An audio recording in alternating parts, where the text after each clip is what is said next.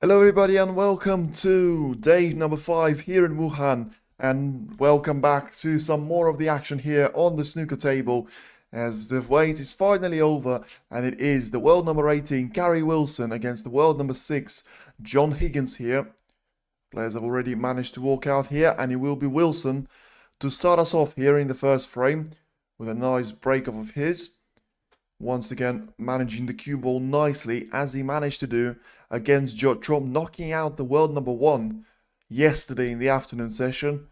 Can he try and do the same thing here with John Higgins, the man that has been strolling through this Wuhan Open campaign so far, beating Tom Ford yesterday with a scoreline of 5-1. It's going to be a tough challenge for Wilson, and as I said yesterday when he was beating Trump, Trump did make a lot of mistakes there, and if Wilson wants to get past Higgins and get himself into the semi-finals, you already managed to do that with Sean Murphy and Judd Trump, but I reckon it is Higgins that is going to be one of the most informed people here in this tournament, as he goes for a potential chance here that was presented to him and leaves Wilson with a chance of his own here. So a missed pot there from Higgins earlier on, so could be an early jinx, you never know. But so far, I think what we're seeing is the game is going to be played in aggressive fashion, which is what we like to see. Wilson then is the first person to get himself a point on the board as he overruns there for the black slightly. He's got a tough angle ahead of him. One thing that will be really interesting for me to see in this match is how well can sort of Higgins and Wilson respond to each other's change of play, because Wilson yesterday was quite good in terms of his safety play. Higgins himself had to come through a lot of tasty and lengthy frames, but his first error to Wilson as well, as straight away makes a mistake there, misses the black of his spot. Was a difficult black to potentially try and take on earlier on. Wilson knew that should he make a mistake, Higgins will be in. And straight away, after only 3 shots there, Higgins is asking for the white to be cleaned. So not often you see that asked by one of the players so early, but the job is done now, and Higgins will come back to the table and hopefully now try and get a break of his own, as the black is very much available to him as it's covering the bottom left pocket.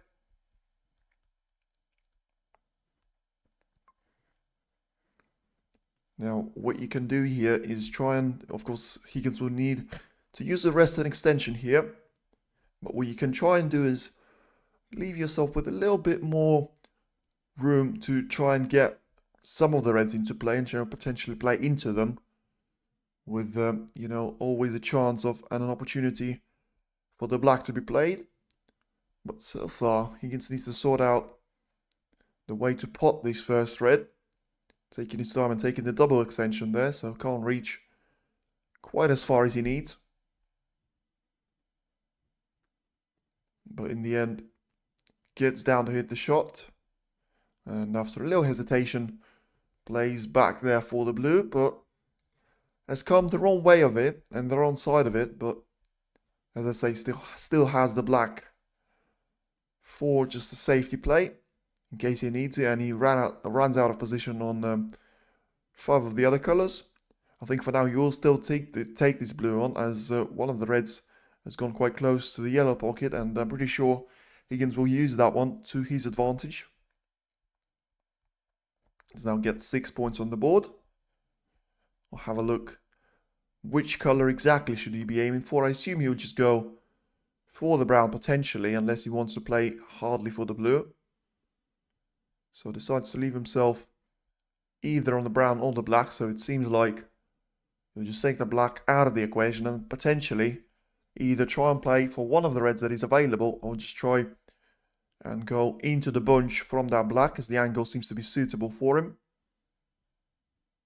So important shot this for the first frame, and let's see what the plan is with Higgins. He did indeed go into the bunch of reds, and he actually ended up quite nicely on the lonely red. Developed the position nicely as well. So has got 2 or 3 more reds, at least, to his name. After this one will go.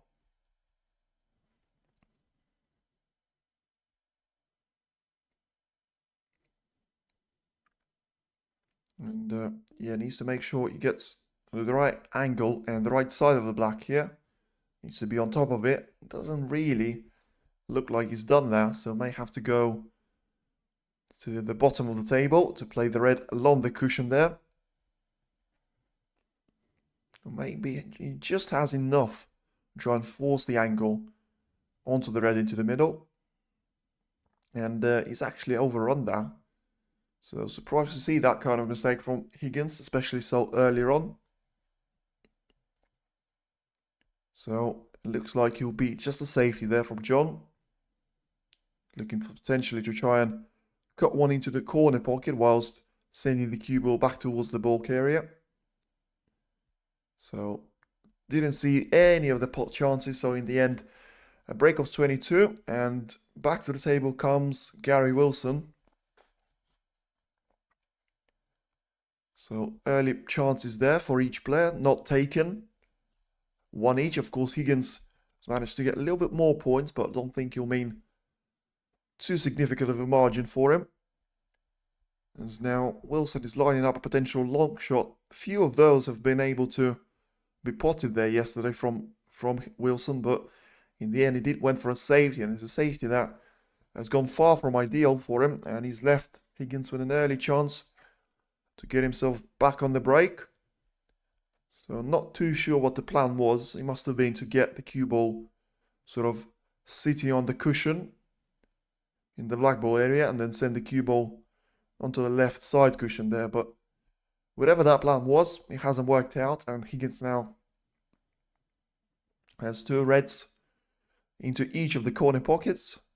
Can either go for a cut into the left one or for a shot to be playing through on the right. Decides to go for the first option, so just a cut into the left hand side, brings another red into play, and a beautiful shot there from Higgins as he now frees up the position even more, with him being 22 points clear already. I think that will be really handy for him, and I think we might be here for the first serious break, as the position very much looks promising.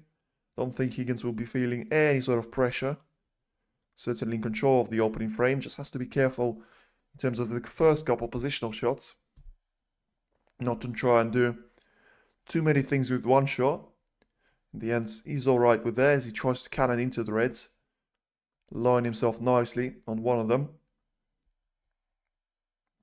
In the end, just has to evaluate which one is better for him, and probably will go for the right middle pocket. And has to be careful that, once again, judges the pace correctly and lands on the ball color. As I don't think he'll be holding back for the blue, and he didn't. So it'll be a green or yellow shot selection. But once again, that's what I was talking about. He had to judge the pace of the cue ball and make it so that it would run a little bit more. Because here you can see he's ended up straight on both of them. So I think he'll probably go for the green to my view, but he seems to be lining up the yellow. I would have thought just screw back from the green and try to have one of the top reds into the right middle, but he has something else on his mind. So I think he's played the opposite shot to that, and I don't think he's played that one particularly well. I think he ran himself out of position and only has one red into the corner, but which is far from ideal in terms of the positional side of things.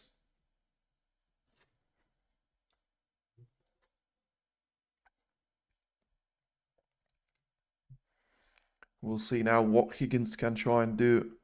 Can he get back on the blue here? Because, you know, that bulk color transition that he was doing for the last two shots hasn't really helped him. And you can see there, he just forced him into an error. And he probably only has himself to blame, as the position, as I say, was really promising. But it is the early frame. So probably understandable that both players are missing some of their shots. But still would like to see a little bit more accuracy from each of them. As Wilson now comes back to the table himself. And now has got some sort of a chance.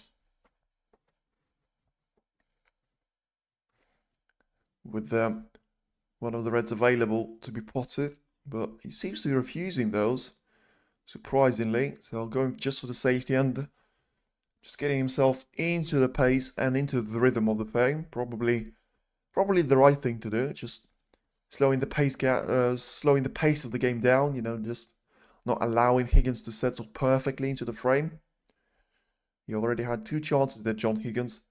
Wilson kind of had 2 to his own, but only managed to get 1 point out of 2 of them.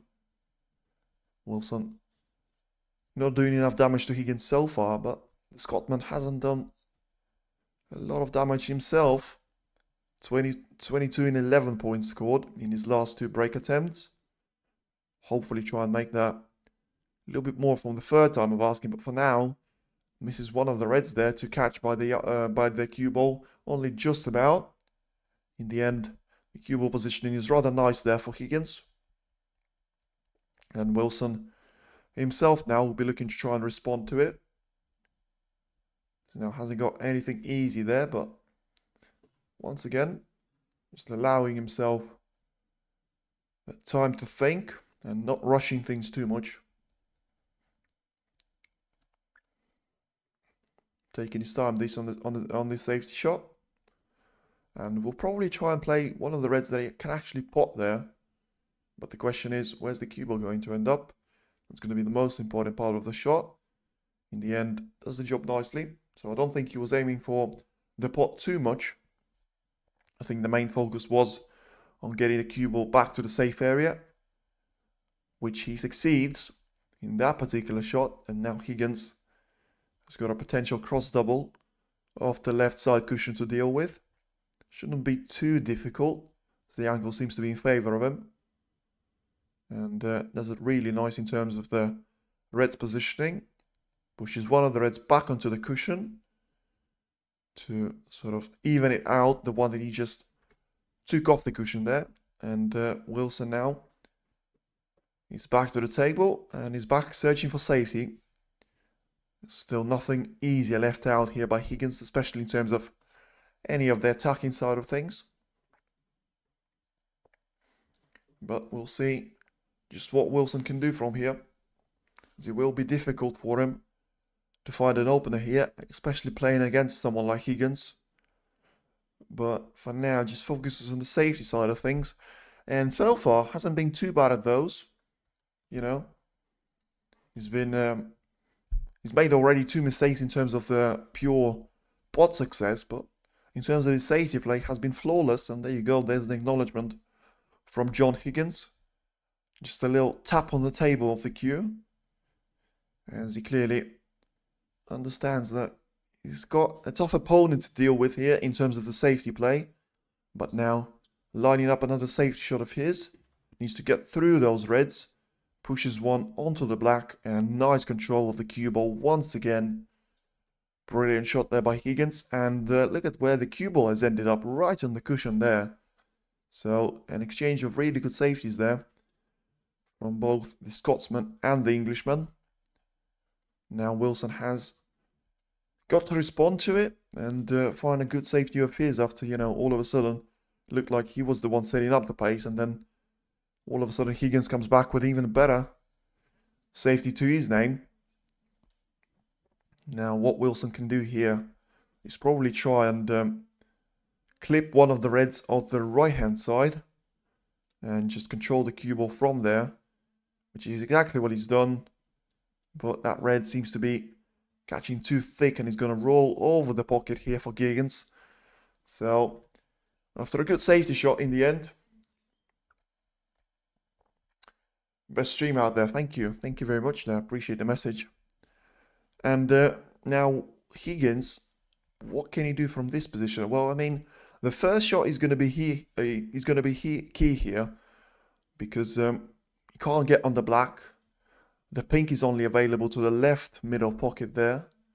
So you would assume probably one of the either blue or green, with the yellow not particularly being on the right side of the table for him. Higgins needs to start off well though. And I think the ending up on the right side of the blue ball will be nicely for him, as doesn't seem to have done that. And it looks like he'll be plan B here for Higgins. And a green into the dedicated pocket. Makes the next red a little bit more tricky there. Has to judge the Q spin there to perfection and needs to screw back really well out there. Once again, does the job really nicely, and 37 points now, 36 ahead already, only 4 on the current break. But you'd feel like even from this position, even with the black being out of the equation, Higgins should be able to do the damage from the third time of asking. At last here, has got a nice little angle on this red. So we're back in the prime position in terms of the blue. We'll have the green if he overruns it, but once again the cue ball just doesn't seem to have the pace there. As Higgins has underrun on that blue and ended up on the wrong side of it. As just checking that pink is not available into the right corner there. And whilst he confirms that, he will still have to take the blue on and try and do something in terms of the cue ball positioning. Nicely done once again there by Higgins, using a lot of cue power. And well enough, I think he actually overrun for the red that he actually was intending to play. So a change of the play, but he's still very much alright to be ending up on the next color. As he can be either the pink or the blue once again, with the black still not being developed as of yet. Higgins once again going for the extension. So a break of 10 here. So only 10 points scored here for Higgins, but could be crucial as it's his third break in this frame alone. And nicely done once again on the red. This time he will indeed land on the right side of the blue, even though he won't have the greatest of angles there. I think he'll try to use the cushion, the right side cushion on there next to the middle pocket to try and end himself up with a straightforward shot into the middle. Can afford to overrun that one, because that will allow him to play one of the reds into the left corner area. That actually will be handy for him, because that will free up the pink to go in all 4 of these pockets. And talking about the pink, I think from the angle he's got here, I think he'll be lining up the pink into the left corner area. Nicely done once again. So a break of 17 here. The pink will make it the highest break of the frame and the match. It's now once again nicely there, held up for either the corner pocket or the middle pocket, both of them being on the right. 56 points is the gap between 55 points is the gap between Higgins and Wilson, with him scoring 55 points already. And let's just have to use the cushion one more time to get himself back on the right side of the blue. And this time it is frame ball here for John Higgins.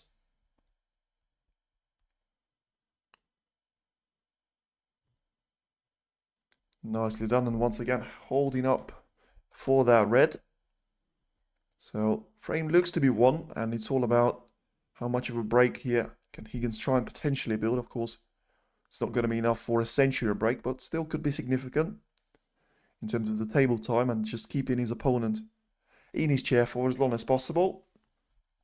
With the latest red certainly making sure that Wilson won't be coming back to the table with any sort of hope to be back in this frame. As he takes the red on, he takes the pink on, I should say, into the green pocket, misses it. So Wilson will potentially get back to the table just to give himself a little bit of table time. And he's done just that. So I don't think he's got real sort of hope that he can get back in this frame. But I think what he also needs to do is just get himself a little bit of table time and just put a couple of balls there. We'll get the black ball off the cushion with not the easiest shots from the reds. We'll still have one more red to try and potentially play in the open position. And then from there, we'll probably try and make some sort of a snooker attempt on the last remaining red on the cushion there.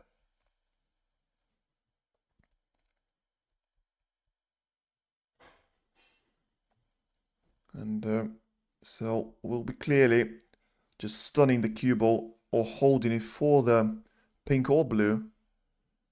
Unlikely to go on the ball colors, so he decides to go for the black there. So a little bit surprised with that shot selection, as he ended up with a nice angle on the black there, so potentially can try and sort of just use the top spin and end up on the top side of the red, but wouldn't be the best sort of position in terms of the snooker search.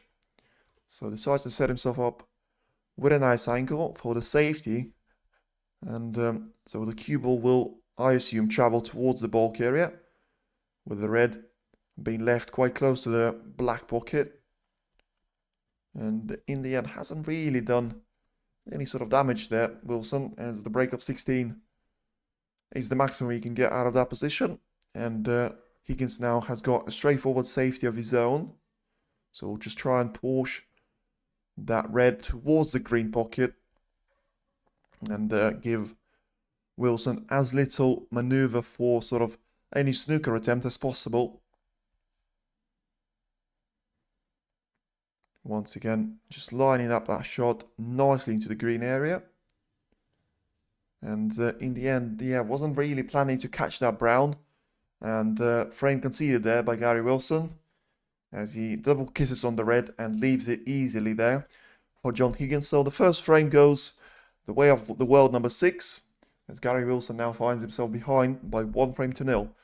Funny story about that. Yesterday, Judd Trump was leading Gary Wilson throughout the entire match until the decider outcome. So he was trailing by 1-0, 2-1, 3-1 Wilson, even 4-3, but in the end it was him that was winning that match against Judd Trump. So led the only time, and when it actually mattered, could he try and do something similar here against John Higgins? As Mark Allen has also got himself to a great start against Jiahui. So two favourites in terms of the odds for these quarterfinals have taken the early lead. Mark Allen and John Higgins being the two of them. And Gary Wilson and Jiahui need to find themselves trying to claim back and win a couple of frames for themselves to try and hopefully put some more pressure on their opponent there. But now still waiting for the action to resume.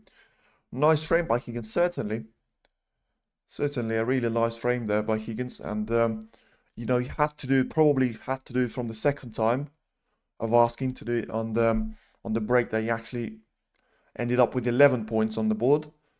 But in the end, he did get a third chance of Wilson, as he hasn't really settled in the opening frame. Gary Wilson gave his opponent 3 chances, and the third one, with a break of 30, was enough for Higgins to try and put himself some sort of a cushion. As I say, a reminder that Higgins hasn't had to face a decider yet in this campaign, beating his opponents by a scoreline of 5-1, being Dylan Emery and Tom Ford yesterday, and the tightest of the matches he had to face was against the Chinese teenager Yuan Zijun. So very much the player that has come through the roof in terms of the ranking last season. It became another one of the Chinese players that it became a dark horse. Of course, still one more Chinese player is remaining in the tournament, with it being Xiao Gudong. Zhang Anda now has been knocked out by Mark Williams. And there's still one more Chinese player in the quarterfinal, it being Jiahui, who's now trailing by 1-0 to Mark Allen. Higgins is here. He's ready to get the frame underway with a break off of his. Now, just looking to make all the damage here. With the break off earlier on, hasn't been able to do those sort of things, especially against Tom Ford yesterday. Was really struggling with his break-off shots. But this time, probably no damage done to himself, and Wilson hasn't got anything straightforward. Just a safety there for him. And a safety that would have been a lot nicer had he not caught the yellow there. This now gives room for Higgins. Try and exploit the right side of the table and the right side of the bunch of the Reds. Just checking there the position, that he won't leave anything easy that he can't see with the naked eye. And will make up his mind on which shot to play shortly, as seems to have done that. And I think he'll just try and play the top of the Reds, play around into the pink, get the pink into play and get the cue ball towards the sort of bulk area, but a mistake there from Higgins, and you know, a safety should have been played a lot better than he actually was. And now Wilson is in with a chance. Nothing straightforward. I think he's got a red that is cuttable into both left and right corner pocket, but as I say, nothing easy. All 6 colors are into play, with the pink and yellow being the only 2 out of their spots, with both of them not being far of it. Borrowed that one deep, yes, certainly. I think he wasn't, I think he got that one way too thick. I think the contact on the red was going to be minor. And in the end, Wilson here just going for the safety in the end. So deciding to go against any kind of a safety shot. And not taking any risks there, Gary Wilson, which is nice to see earlier on. You know, it's probably sort of the conclusion that he would make out of the opening frame. As Higgins now has got a safety of his own to respond, so got away with that one. John Higgins not even sort of leaving his opponent with a straightforward pot there, but once again just catches the jaw of the middle pocket and seems to have got away with it once again here. As the only benefit for Wilson is going to be the distance between the cue ball and the target red that he picks.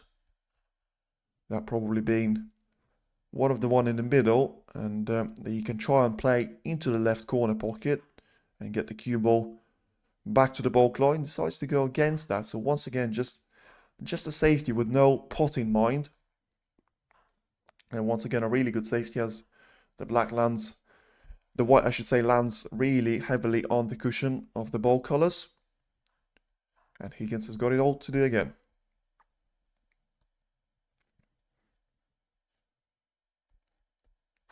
So earlier on, I would say that these matches probably started the way he should have, you know, with both players being attacking but also cautious, with it being the quarter-final stage.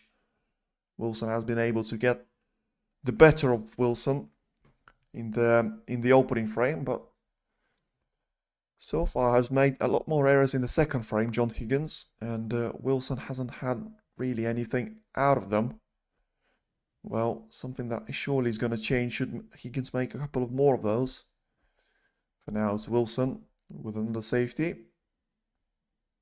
Going to push one of the reds towards the sort of the bunch, develop it a little bit more, and make sure the cue ball is back towards the bulk area safely. Exactly what he's done there. Only just about leaves the right part of the table of the reds for Higgins to try and potentially deal with. But nothing on top of that, as looks like one of those safety that you just push the red ball into the bunch and you hope that it's not going to be sticking out. And talk about sticking out, it certainly will be sticking out now because it's covered up the left pocket there. So probably the right outcome here of the safety battle. You know, Wilson was knocking on the door for a while there, and it always looked like it was going to be just a matter of time until Higgins sort of left Wilson with an easy chance. And now the problem for Wilson is going to be getting on the color from this one, as the angle doesn't seem to be too much in his favor, and the cue ball does look like it's going to be going into the bunch quite heavily. Needs to judge that shot perfectly there, and probably just about did if the pink goes through that red. And if it hasn't, and if it doesn't, I should say, you'll have to take a difficult blue into the green pocket. So there's your answer. Pink obviously doesn't go into the left corner pocket, so blue into the green area. And nicely done there by Wilson. So can he be building some sort of a break himself, as the black just seems to have been compromised by this latest exchange of safeties? Wilson will probably have to play with the blue for a while, and every single one of those shots has to be taken to pretty much to perfection, unless of course he can free up the pink nicely. But even then, where's the pink going to go, as his spot does seem to be taken by the bunch of reds. So this time Wilson doesn't end the right side of the blue and has to go around the table And has played that shot pretty nicely. Not too sure if he's landed on one. Might have just underrun it there.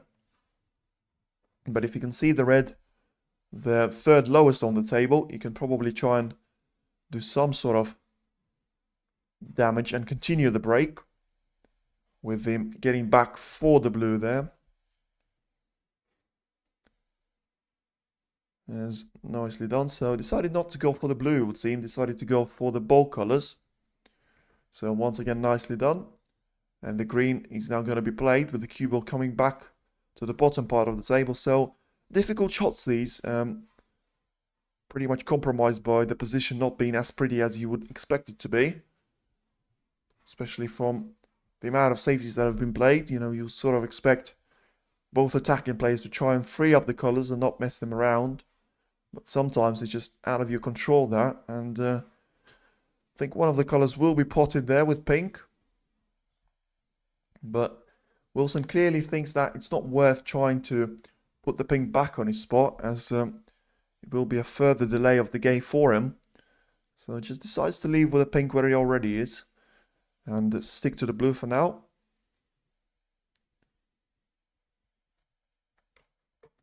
And as the blue goes in, so 22 points scored here, both of them on the break. So looking for the highest break of the match already here.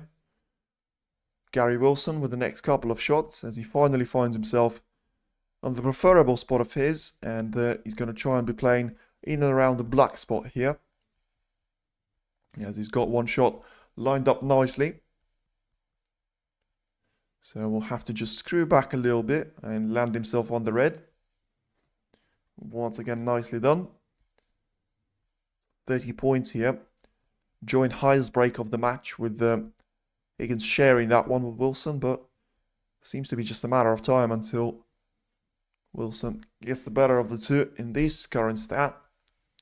And another stat that you will certainly be liking proof is the number 0 next to the 31 he's got. Of course, the number of frames that he's won. And he's doing probably perfectly so far in this current break, you know, already accumulating 38 points, being in and around the black after doing all the hard work, you would seem. Still has 3 reds that are relatively easy. And then from there, the position should be appealing to him anyway, with a lot less crowding in and around the sort of black and pink spot area. So 2 more shots for a 50+ break, the first one of the match. And yeah, it will be a really good response, Wilson, something that he's managed to do to Chomp yesterday. Sort of respond with a century break to an early decent break from Judd Trump. And doing that in one visit to the table. Of course, has lost the 2 frames following that. And should he win this frame, I think that is another stat that he'll try and improve himself on. But needs to get over the line with. For now, he's quite close to it. I think he needs 3 more pots here, with the black being the first one. Next, red and color will do the damage in terms of Wilson potting the frame ball. With the next color should come at 67 points on the table. And as long as it's one of the expensive ones, the gap for Wilson should be over the 67 point mark. And there you can see, so with this black, you'll be 70 with 67 on the table. So the frame ball is in, and this time it is Gary Wilson with a really good response to a good start from John Higgins. Now gets himself a break of 70 on the board. Can potentially try and get a century break here. With it being 71. Applying here a lot of topspin here on the black. So trying to go around the reds and land on one to the right corner. Hasn't quite managed to do that. It was a difficult shot to play with a lot of power. So I'll have to use the rest here and probably hold back for either blue or pink. In the end, gets lucky there with the target bolt not finding the pocket, but another one did. And flukes a red there, Wilson, but certainly will take it at this stage, because I don't think Higgins will mind to get that one out of the way in the fashion that it is. And doesn't necessarily mean anything, as the break still ends before it reaches 100. And a break of 84 here for Gary Wilson. Does the damage to John Higgins. And now, after just over 30 minutes, we're now one frame each here, with Higgins and Wilson responding to each other and getting themselves on the score sheets quite early. In the other match, it is Jiahui trailing to Mark Allen by 1-0, and in the second frame, it's now Jiahui that will try and come back at Mark Allen, with him being on the break of 23, but still trailing by 18 points, with still a lot on the table there. So certainly a battle between those two. And another battle here as well on table 1, as you know, Gary Wilson needed to make sure that he takes all of those chances that John Higgins presents him with. I don't think there's going to be too many of those, especially in the early stages, with Higgins just getting himself back together and getting into the rhythm. Once that happens, I think it'll be a dangerous place for Wilson to try and be, and certainly needs to make sure he gets a couple of frames before that. Puts himself right in the equation there, at least for the first session interval. Higgins likes to do all the damage early to his opponent and then just try and pick up the scraps that are remaining and just try and win one of the 2 frames and just get over the line.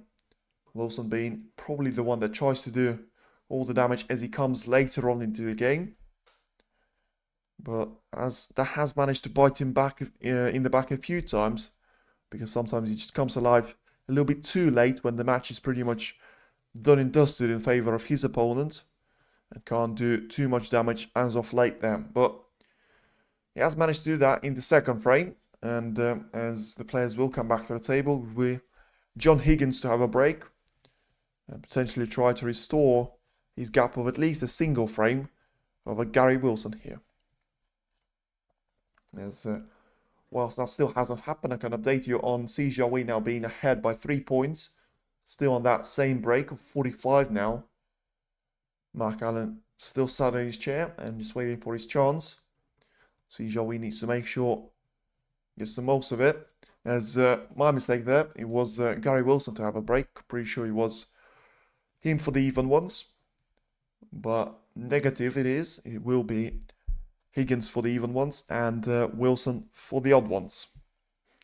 So Wilson now starts off frame number 3 with once again a really good break-off shot.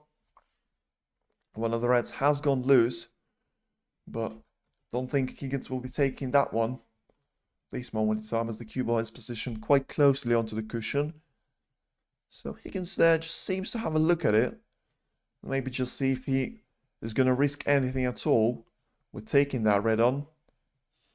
Is he going to leave anything? Well, it doesn't look like, but still has to be mindful of the actual red that he's targeting. You never know where that one is going to stay up. It could stay over the pocket there. Depends with what kind of power he plays this shot with, if he is to take it on. And the answer is certainly he is. And worked out nicely for him, as the red comes to the top part of the table. I think Wilson will try and use that as a potential safety shot if he doesn't want to be playing the difficult cut that he has into the right corner pocket there. So he does indeed. So we're going to force through the bunch of reds there and trying to get the red ball in, and does it really nicely. I mean, if he's landed on the black, that is a brilliant shot and a shot of the match so far. As I say, you know, it was a good break-off by Wilson, and I was surprised to see Higgins taking that launch shot on. Could pay the price for it, as Wilson does seem to be indeed on the black. And just a little bit of a distance between the cue ball and the black, with the cushion being quite close to him, could make the difference. And he has forced him to miss that chance. And I'm not too sure if he's given anything away to Higgins here. Certainly nothing that I could see into the 2 corner pockets. Oh, nasty miss. Yeah, it was always going to be tricky for him to play away from the cushion. But you felt like the position was there for him. And the invitation was probably there for him as well. As Higgins decides to go for a plant there. Ooh, only just about makes it. Wasn't comfortable, wasn't pretty at all. In the end, he's in. But he's not in perfectly here on this blue. It's hard to tell whether he's going to play into the green or the right middle there. With, of course, the angle more favorable in terms of the positional side of things for him to play it into the middle, but makes the actual pot a little bit trickier there. And needs to make sure he doesn't miss it, as there will be a chance to his opponent. He hasn't, he's done well on it, and he'll have a red on the bottom side of the table to try and come back for the prime position in and around the black there. As after that miss from Wilson has gone quite close to his spot, so no damage done in terms of position, in terms of the positional play. And Higgins now just needs to make sure he cues this one well. He needs to stun it in the exactly spot the red is in right now. And done just about that. With the cue ball rolling through those couple of millimeters that I don't think are going to make a massive difference at this point of a break, with him still having loads of reds to try and potentially land on. I think for Higgins, he will like to key going into the second session with a 3-1 lead, but needs to, of course, first make sure that his opponent won't be. And the way to do that is to win the second frame of his, the third one of the match. As the black is in nicely, and that little cannon has favoured Higgins, as it looked like he was going to run out of position there, but in the end, judging the cue ball pace perfectly. So ahead by 13 points. Has got a handful of reds here on the table that are in open position, and still has got a couple on the top part of the table should he run out of position on the colour or land on the wrong side of the blue or something like that. For now, he's going to be in and around the black spot for a while, for at least 2-3 more shots it would seem. And still, both corner pockets there are freed up nicely from any sort of delay and obstacles for him to play, as it's exactly the kind of pocket that you'll be aiming for. As underrun is slightly, so you would assume you'll be playing for the blue this time after this poured into the corner. But it looks like he can just about get through to that red. It looks like the pink is in the way, so he has a quite a close look there. Not too sure if it is the right shot to take on. And once again needs to just use that red next to it as a cushion, and use that as an accelerator to be on the blue. Done exactly that, and I think this time we'll have one of the reds on the top part of the table being targeted and potentially disappearing in a couple of moments time. Once again, he does exactly that there, Higgins, and one of them is going to disappear into the green pocket. One of the bold colours to follow up, you would assume, can potentially try and screw back on the blue to get himself even more control, and exactly what he's done there. So Higgins taking a conservatory approach, just making sure he doesn't leave himself vulnerable or exposed to, you know, those difficult shots there. We've seen him miss a couple already. You know, one in the second frame that was really out of order and unorthodox, I would say. Apart from that, he's done quite well there. And 34 points on the board here, all of them on this current break. Let's go a little rest shot here to try and deal with. I think he'll be landing on the black once again.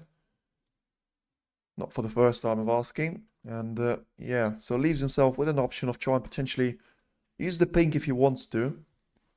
And it just depends on which is going to be the easier for him to try and get on the next positional shot. Does indeed going to use the black.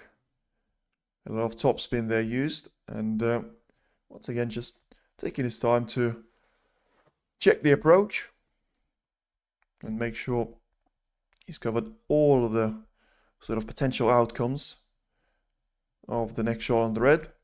As we're reaching that point of the frame where if he gives away a position to Wilson, you know, for all the time he took on this 35-point break, making that 42 now, could be a lot easier for Wilson if he gets the chance. As there you go, he was taking his time there, Higgins, but still hasn't managed to do himself a lot of favour with that shot. Lands exactly on top of the red, and we'll have to bridge over that one if he is to get onto the middle. And another problem we'll have to face is going back for the black here, as pink is not going to be available for him, so needs a little bit of screw back. Gets it in the end.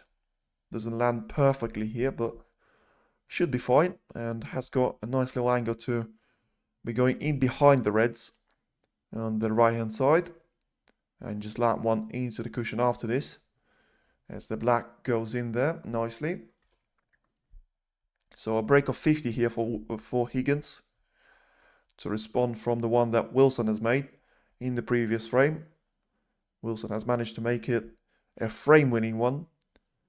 Higgins so far not so much in the opening frame, where he needed 3 of those breaks. Breaks of 11, 22 and 30 to his name. Of course, has already managed to score pretty much as those 3 breaks in the single break of this one, with it being 58 points. And getting quite close there, Higgins, to the frame ball area.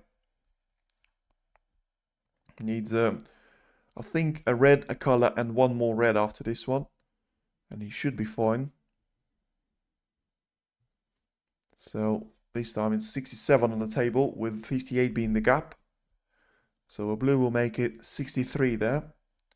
And the next red will indeed be a frame ball there for John Higgins.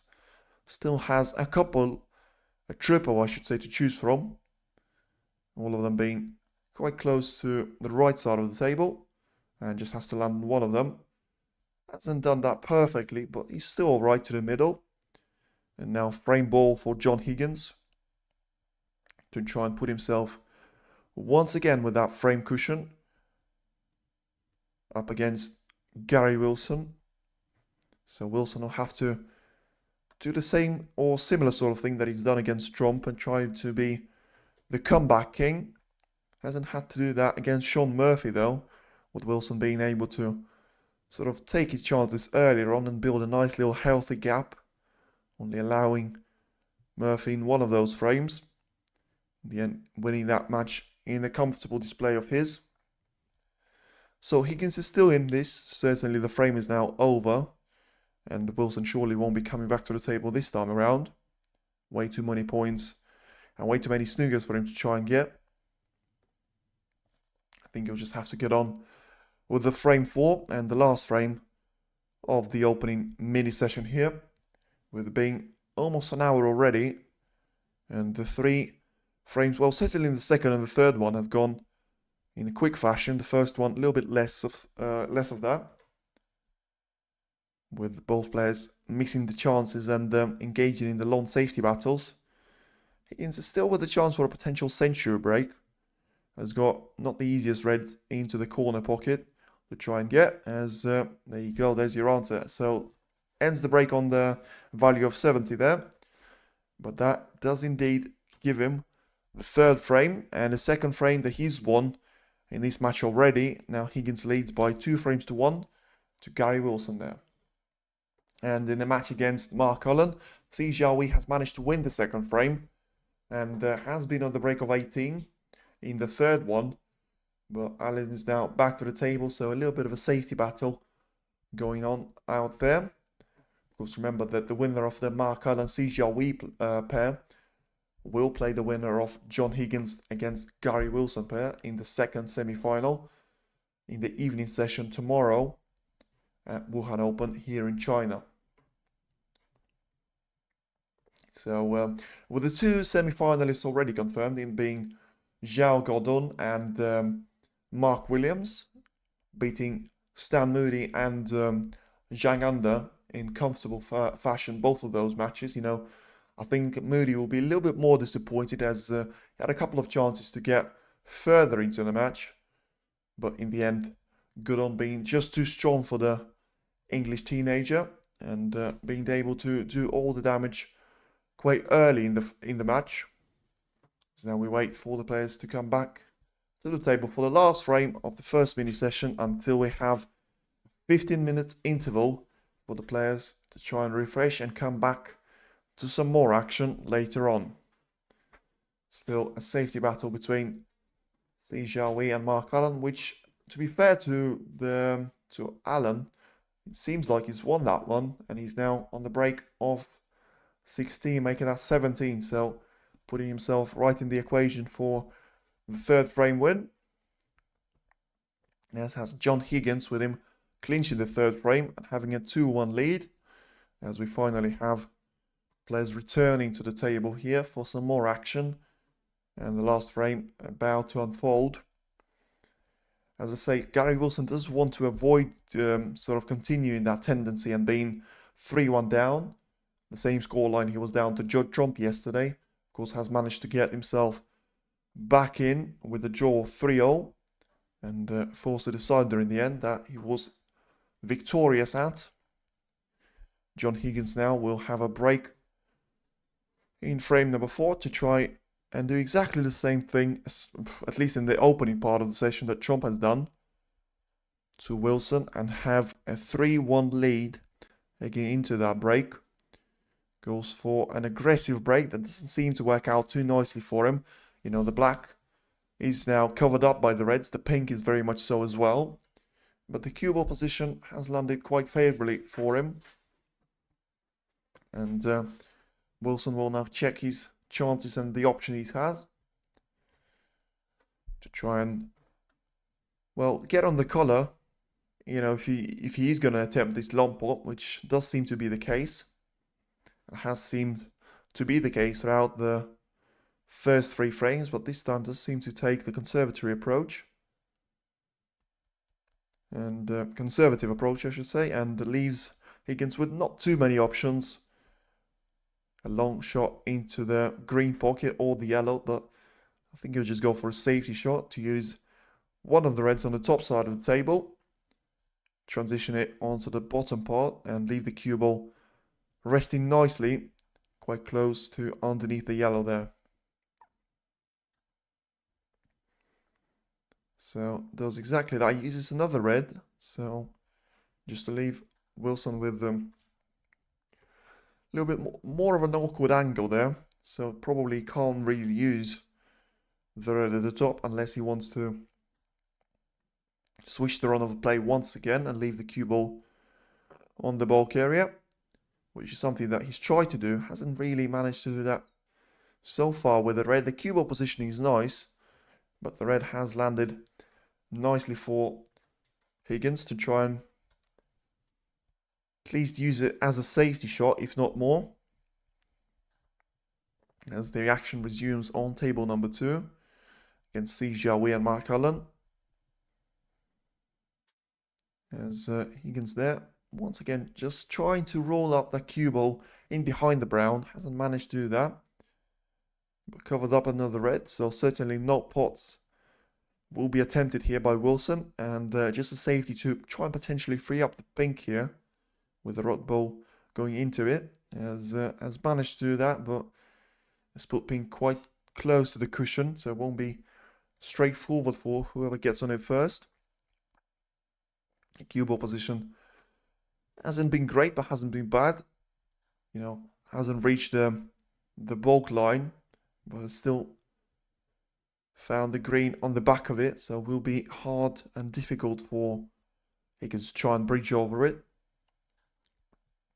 Once again, so the second frame has been probably one of those that has gone against the script, because that was the only frame where we didn't have a lot of safety earlier on.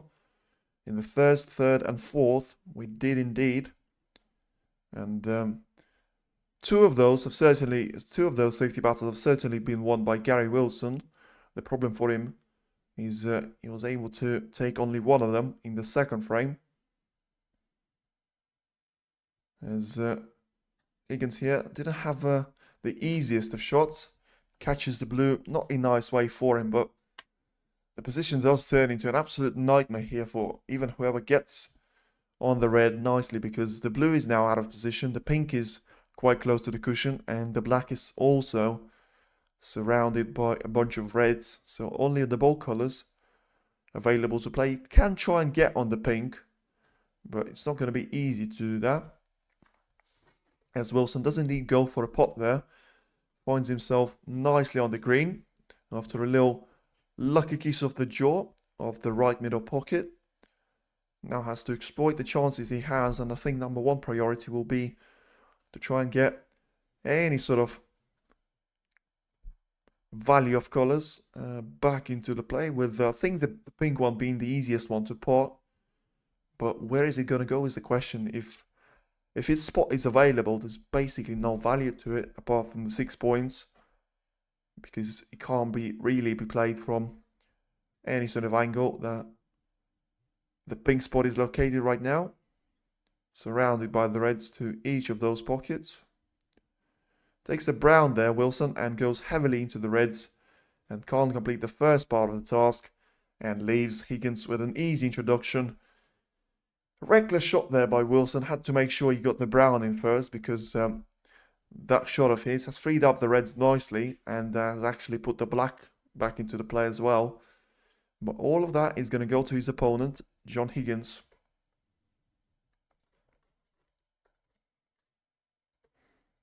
As he has a break of 1 at the moment, looking to make that a lot more in the coming minutes time, as he's got 3 really easy reds and a lot more to try and potentially work with in and around the bunch.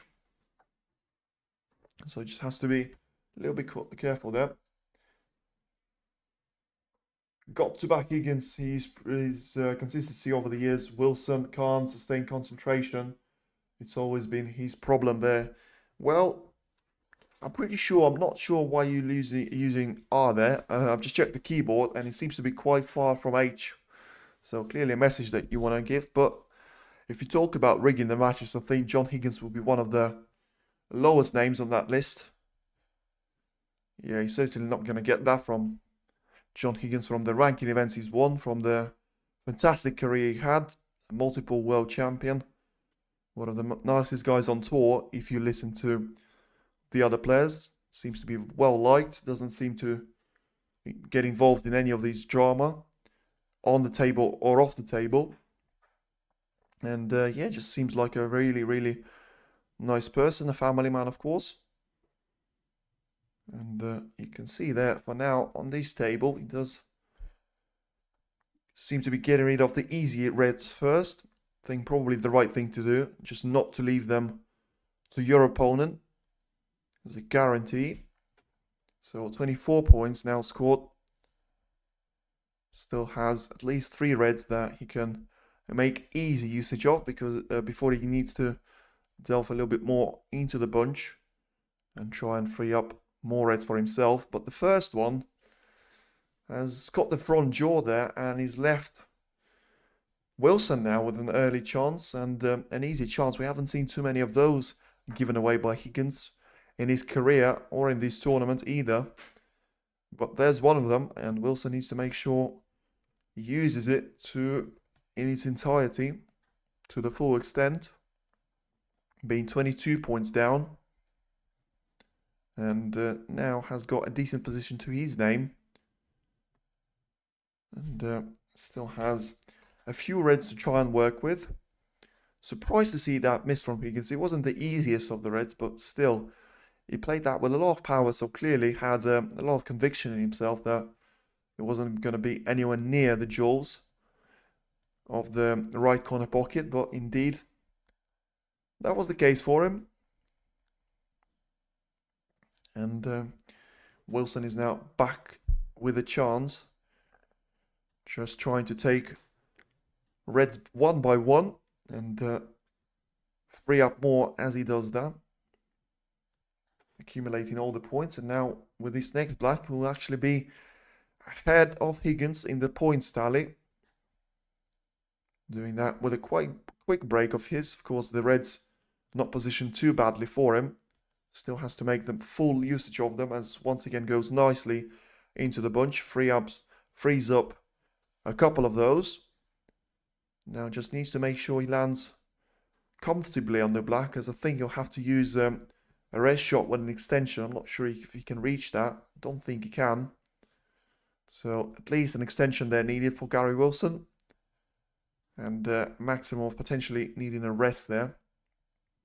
You can see 1 foot on the table, 1 foot just touching the floor there. Referee making sure that is the case throughout the shot, and in the end Wilson does the job nicely. Still lands on the black with just slightly more angle than he would have liked. We have to just roll the black in with no pace left on him and just make a drop into the pocket, and hopefully stay up for one of the reds. Decides to go the other way and just land on one into the middle. Once again, not too sure with that approach, simply for him to go on the next color. You'll have to use the one that has more angle and land on one of the ball colors, it being either yellow or green at this stage, with the brown not being the most favorable in terms of getting back for the reds. And yeah, in the end just thinks against it and will go for the corner shot there, Wilson. So the right thing to do, as long as he pots it, and he does. So staying around the black spot and accumulate as many points of those as possible and just get 4th frame 1 early there for him. Put as much pressure as you can on your opponent, even though when you talk about pressure, it's probably not the right sort of thing that you can really put on John Higgins. As you know, this was a man that came back from 60 points down in the decider of a World Championship quarter-final. The match that he described as one of the most nerviest one he ever had to play in against Mark Cullen. And yeah, certainly has won a lot of deciders as well. John Higgins, biggest percentage of anyone on the tour that have played more than at least 15 to their name. And this season probably not so much, with only 2.5 tournaments have played. But Wilson now with a break of 49, looking to make that 56 with the next black that will disappear into the left corner pocket. Nicely done. So this time he does aim for the middle. Once again, cue ball just didn't have enough pace there for him. And he's quite close to the cushion, making the cueing a little bit more difficult. Needs to get the pot in first and then hope that he lands on the color. So went for the brown. Interesting shot selection. But of course, with the cue ball going into the other red, that has pushed him now over the blue spot. So I think that will be very much the ball that Wilson will target in the coming moments' time. As now 38 points is the gap between the two. So the next color, assuming it will be the one with a good value, probably the black in the current position that the colors are located, will be the frame ball here for Wilson. And once again, just as in the second frame, he's managed to get the most out of this position and get himself with a strong chance and win the 4th frame. As now the frame ball is in, he's got a nice and easy rate to follow up. So certainly we're going to be going into the interval with a 2-0 draw. So Wilson has managed to learn the lesson from yesterday and make his life a little bit easier in comparison to the match he had with Trump. You know, obviously trailing by 3 frames to 1. He now already has 78 points to his name, 77 of those coming on the current break. Has got one of the reds to try and finish up with. Needs all of those colors for the century. Unlikely to get it with the position of the blue and the pink there.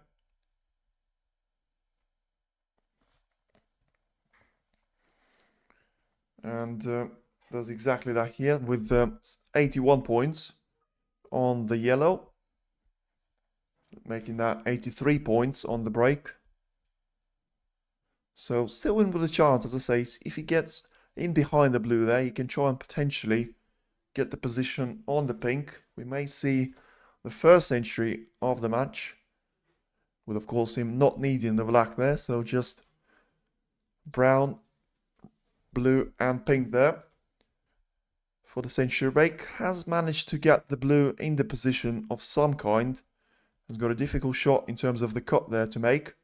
Hasn't done that, so ends there with a break of 91 in the end, Gary Wilson. And that will do very nicely indeed, as we now head for the intermission of 15 minutes. And we'll be back right after it for some more action. For now, I'll give you one last update on the Jiahui Mark Allen match. The third frame has just finished there, and Jiahui has taken the lead there as he wins the second frame in a row against Mark Allen. Now has a lead to his name of 2 frames to 1 there. Still fourth frame to be played in the first mini session. On table number 1 though, it is John Higgins 2, Gary Wilson 2, as we head back for the final in a couple of moments' time.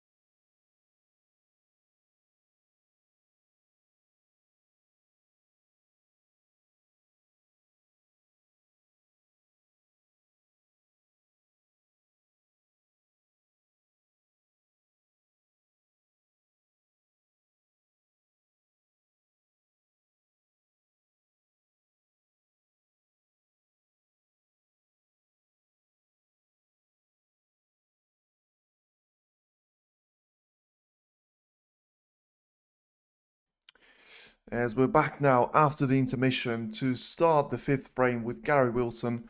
Nice little break off there once again. He will have the trajectory to try and potentially finish up behind the green, but in the end just faded out slightly, and it will be Higgins' turn. Has got a potential long pot there, John Higgins chance. But once again, with the acknowledgement there that the safety was good there from Wilson, I don't think he is going to take that one on. But we'll see shortly now as he has another walk to the table just to check the position. I think he's going to check with the red ball how far can he leave the cue ball outside of them being dead on the cushion. So not far at all is your answer. He's now still taking his time on that shot and just checking a couple of things for him. In the end, does seem to be taking this red on there. Whether he's going to be for the pot or for the safety. And I don't know what he was doing there, to be fair, because he was absolutely miles away from that shot. And it does look like he has left Wilson with a potential cut here into the corner pocket. So not too sure what the intention was there from Higgins. Certainly was thinking about that shot for a while, but haven't thought it through as well as it would seem. Now Wilson in with a chance and a really good position to his disposal as well. So been a little bit hit and miss with those, Wilson, both in his games against Murphy, Trump and Higgins so far.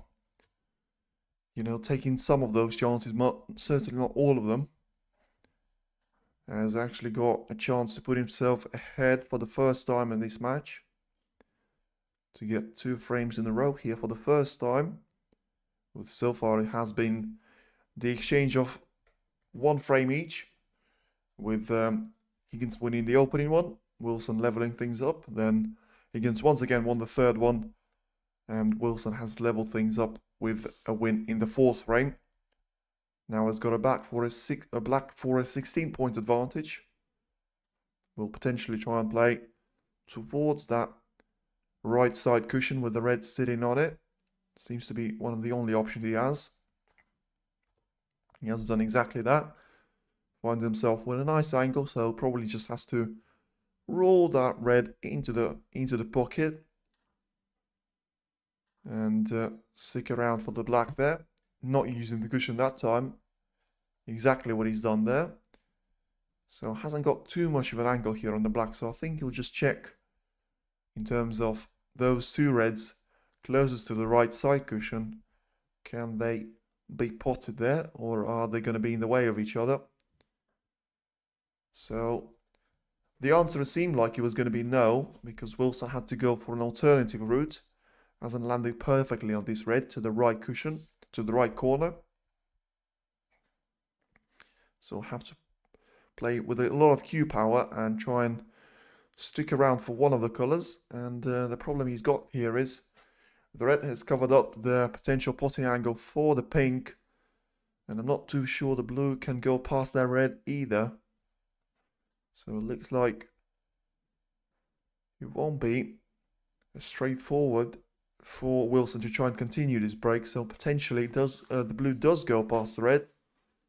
And goes for the yellow instead, and has very much made that shot sick there, Wilson.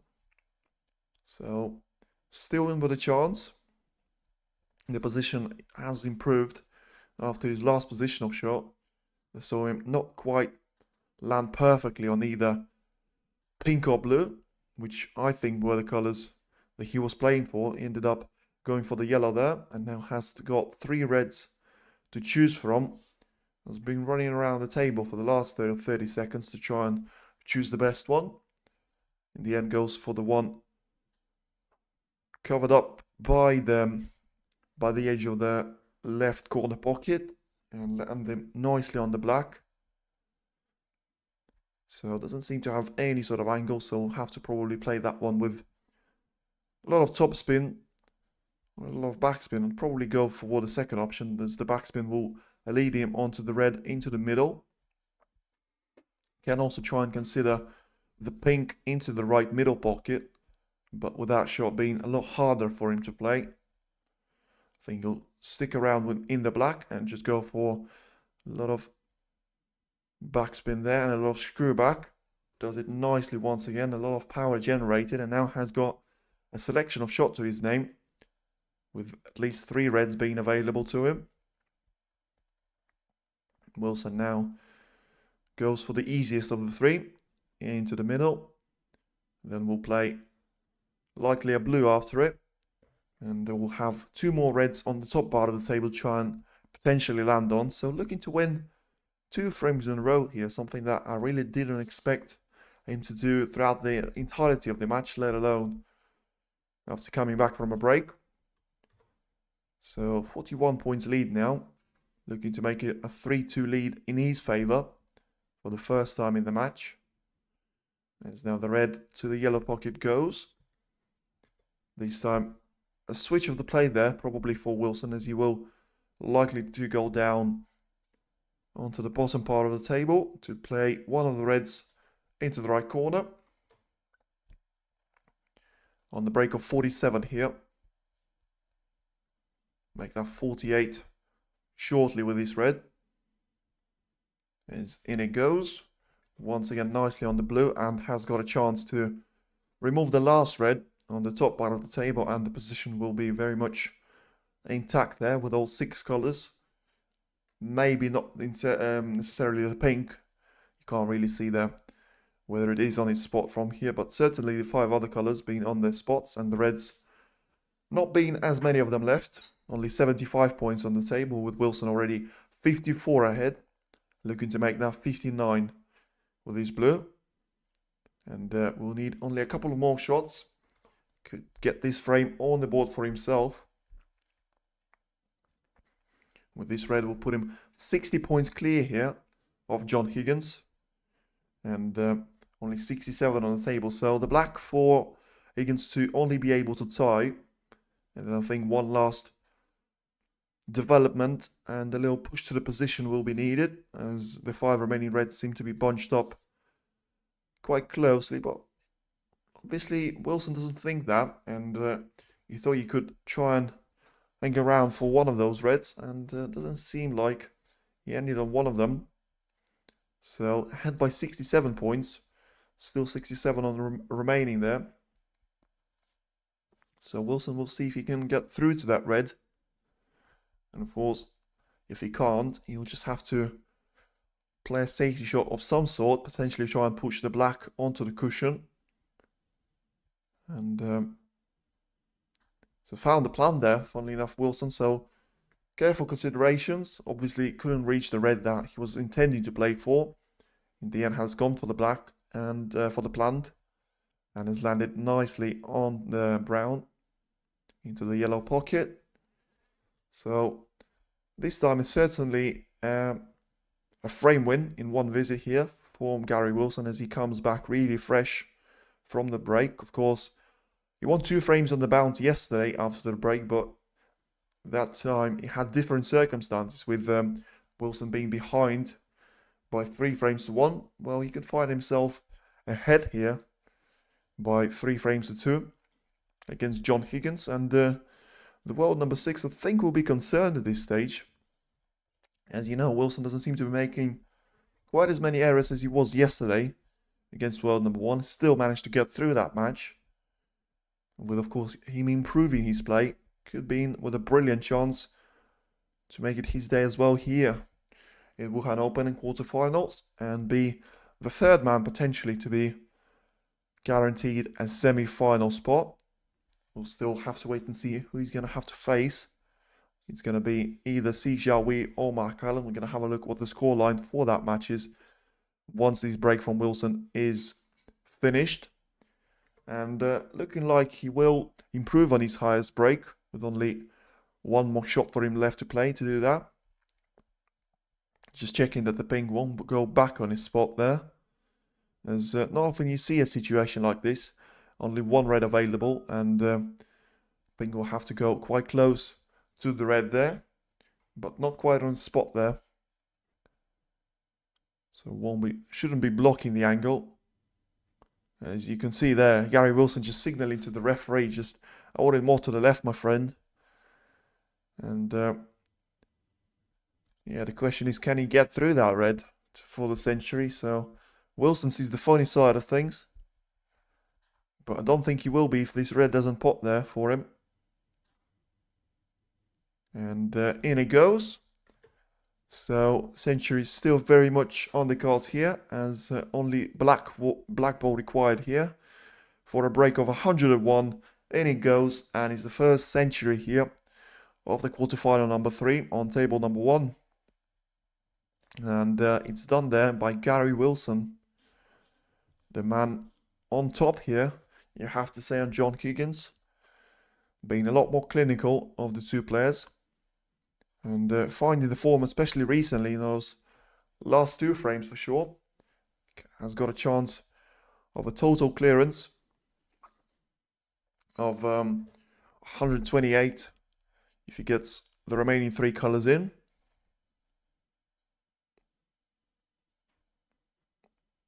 And the blue is in, so just the pink and the black for him to do that will be a nice little confidence boost for him. Not that he needs any.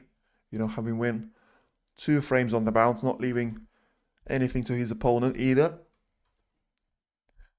And indeed, a break of 128 there from Gary Wilson is by far the highest break of the match and the first century of the match as well. John Higgins finds himself behind for the first time here with Gary Wilson 3, John Higgins 2. And in the match next to us, Mark Allen has now lost 3 frames in a row to Jiahui, and the world number 12 is now leading the world number 11 by 3 frames to 1 in favor of the Chinese player. Very much the last of the 2 home favorites left after the likes of Ding Junhui, Zhao Xington, and Yuan Sijun all had to exit the tournament campaign, joined by Zhang Anda today, losing to Mark Williams in the first quarterfinal of today. Jiahui and Zhao Gron being the only 2 Chinese players left in the tournament. After, remember, those 2 have been in the final here last year. And one of the first major wins for Zhao Gron in his career came at Wuhan Open here in 2024. We'll be trying to replicate that here, as he already landed in the semi-final, which he's going to have to play against Mark Williams tomorrow in the morning session. Very much looking forward to that, as it's going to be 2 attacking players going after each other, it would seem. For now, it is Gary Wilson against John Higgins here, in a match that I thought was going to be one-sided into Higgins' favour. You know, I thought he was going to find momentum straight away and get himself a healthy lead. Hasn't been able to do that ever since that 2-1 benefit of his. And now it is very much Kyron Wilson that is the man on the charge and in form, winning the 2 latest frames, both of them in quick succession.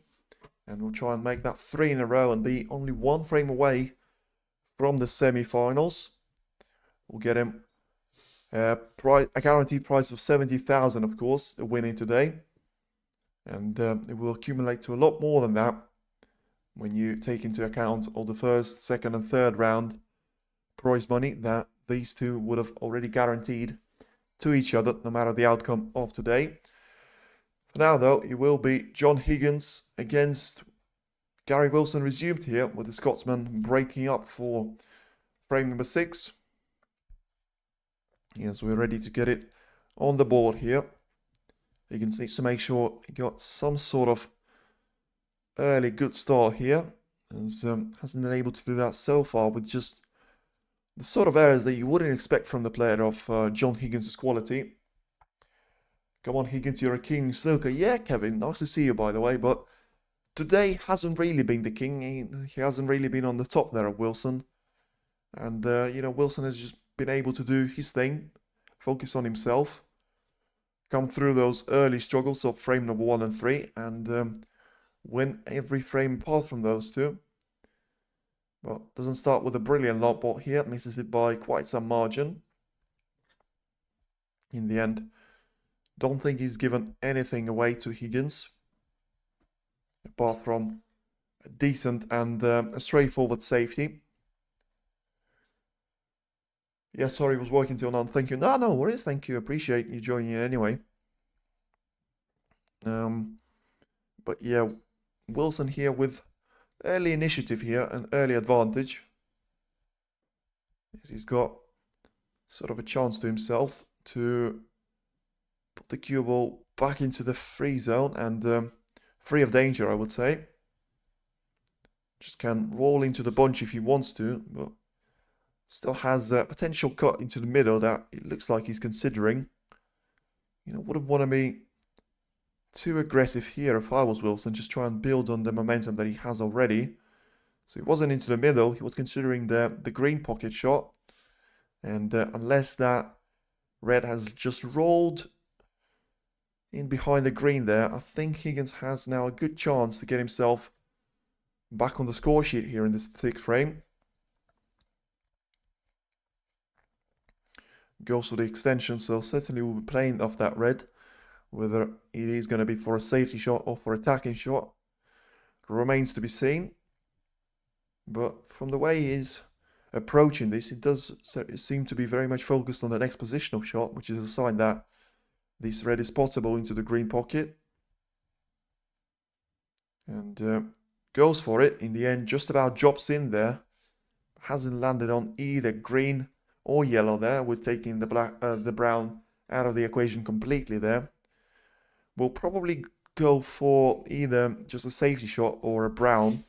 I can't really see him going for such a tough yellow and risking it all by going into the reds. So probably just a safety shot there.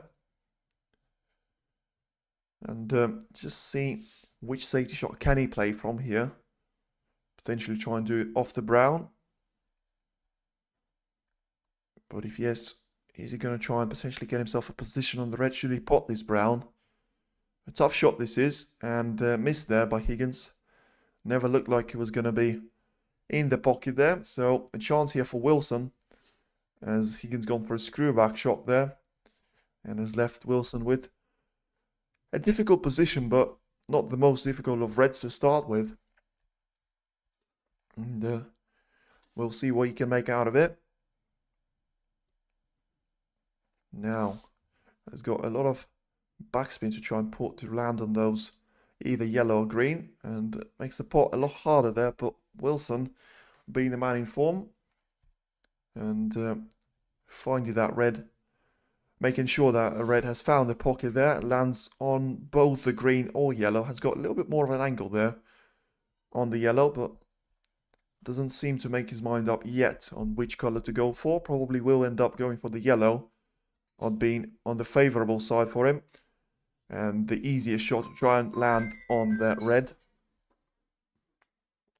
But in the end has missed the yellow there, so not the easiest of shots for him, but certainly not the played with fashion it should have been, as he should have made sure that, you know, that red was in. It wasn't, and now all of a sudden Higgins is gifted a chance, but I'm not too sure to what extent is this chance going to be beneficial for him, as Higgins has got a couple of shots into the middle, but has to breach over once again there, so making this awkward for himself.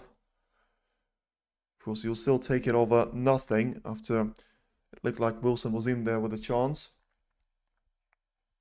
So I think it'll be a relief in itself there for him to be coming back to the table. It's just a question of how much can he get out of this position, if anything, or is it just going to be a safety shot played for him? As it looks like it's going to be the latter, as I don't think he's going to be taking this cut on there.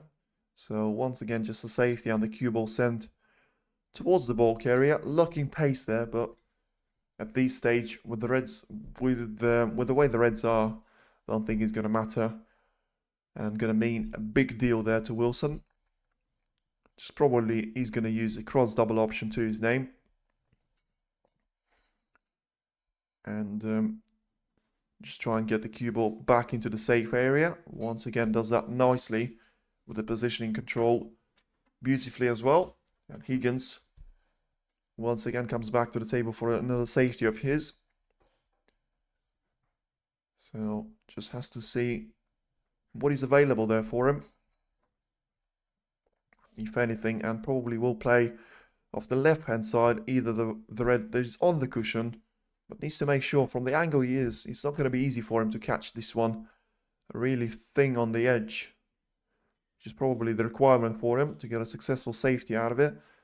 Has caught it pretty decently. Once again, the cue ball hasn't traveled the distance it should have, but with neither of the reds in open play, once again, I don't think Wilson can get anything more out of it than just a successful and easier safety shot. And just checking there all the positioning of the reds and colors, and in the end does seem to be taking that red on the left hand side as a cross double attempt, sending it towards the right corner pocket. Nicely done once again as it returns to the middle of the table. So that one is eliminated as an option for Higgins to try and play the safety off. And smart shot there by Wilson, putting all the pressure back on John. And has it all to do again. Hasn't been able to get too many of those safety battles won, surprisingly, especially if you look at the way Wilson has been playing against both Murphy and Trump. You know, being very much on the front end there and on the front foot. This time finds a decent safety of his, puts Wilson in a little bit of an awkward position with not too many open reds to try and play a safety off. Any big breaks? Well, Wilson had a decent one in the fifth frame. I mean, the last one. So certainly 128. I think you would consider that as decent. Higgins, not really. I mean, he had one, as Wilson here finds a brilliant safety shot. The Q forces with Yoda once again there. Yeah, I mean, certainly has been so far. It does seem like Wilson gets the better so far, especially in those safety battles, you know, in terms of breaks. Higgins has been, you know, has found himself ran out of position more times than Wilson. So all of the stat that you would expect Higgins to be winning, he has been losing so far. And needs to find the best of his game here to make sure it's not going to be too late for him. Higgins is going to be tired. Maybe. I don't think he is, though, because he's had a relatively straightforward campaign. I know he had what has he had? A 5-1 win against Tom Ford yesterday. A 5-3 win against Yuan Sijun in the round before that. And then he had to face Dylan Emery, a 21-year-old, in the round 1. So I don't think he'll be too tired, as now finds himself giving away 4 points here to Wilson in a decent snooker attempt of his.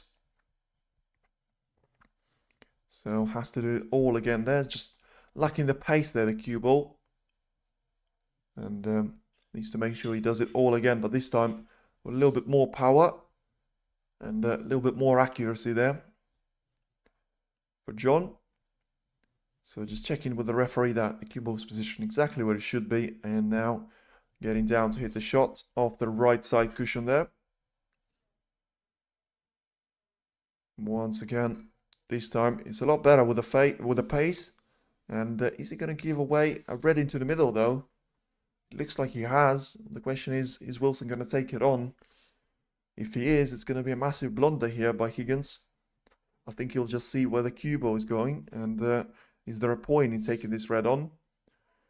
And if he refuses it, I'll be surprised to see, and I'll be interested to see where the cue ball position is going to be, because with a couple of reds hanging over the left corner pocket, it won't be too easy for him to do that.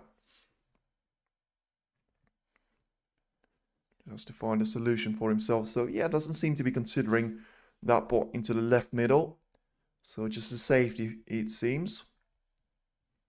And just has to see which way. Yoda's a different animal. Well, has been really good, to be fair. Has been really good, as I say. Can't really give him enough compliments. I thought he was going to be battered today. If I'm honest with you, I expected another 5-1 win from Higgins. But hasn't been anywhere near the form he needed for that. And Wilson has been really clinical in terms of his chances. And has been quite good with his high breaks as well. Having, I'm pretty sure, 65 and 128 to his name. And I think he had a break of 81 as well. So 3 considerable breaks that won him the frame in the end. Now, as he misplaced the safety here, as Higgins does seem to be lining up a shot here into the left corner pocket. And not too sure where Wilson was expecting the cue ball to land, but certainly not to leave this away. But yeah, it's just the question is there, was Higgins just forcing that one out of nothing? And could he actually see the angle that was required for him to try and pot that red? Well, whatever the answer to that question is, he certainly hasn't potted it, and he's given a chance to Wilson once again.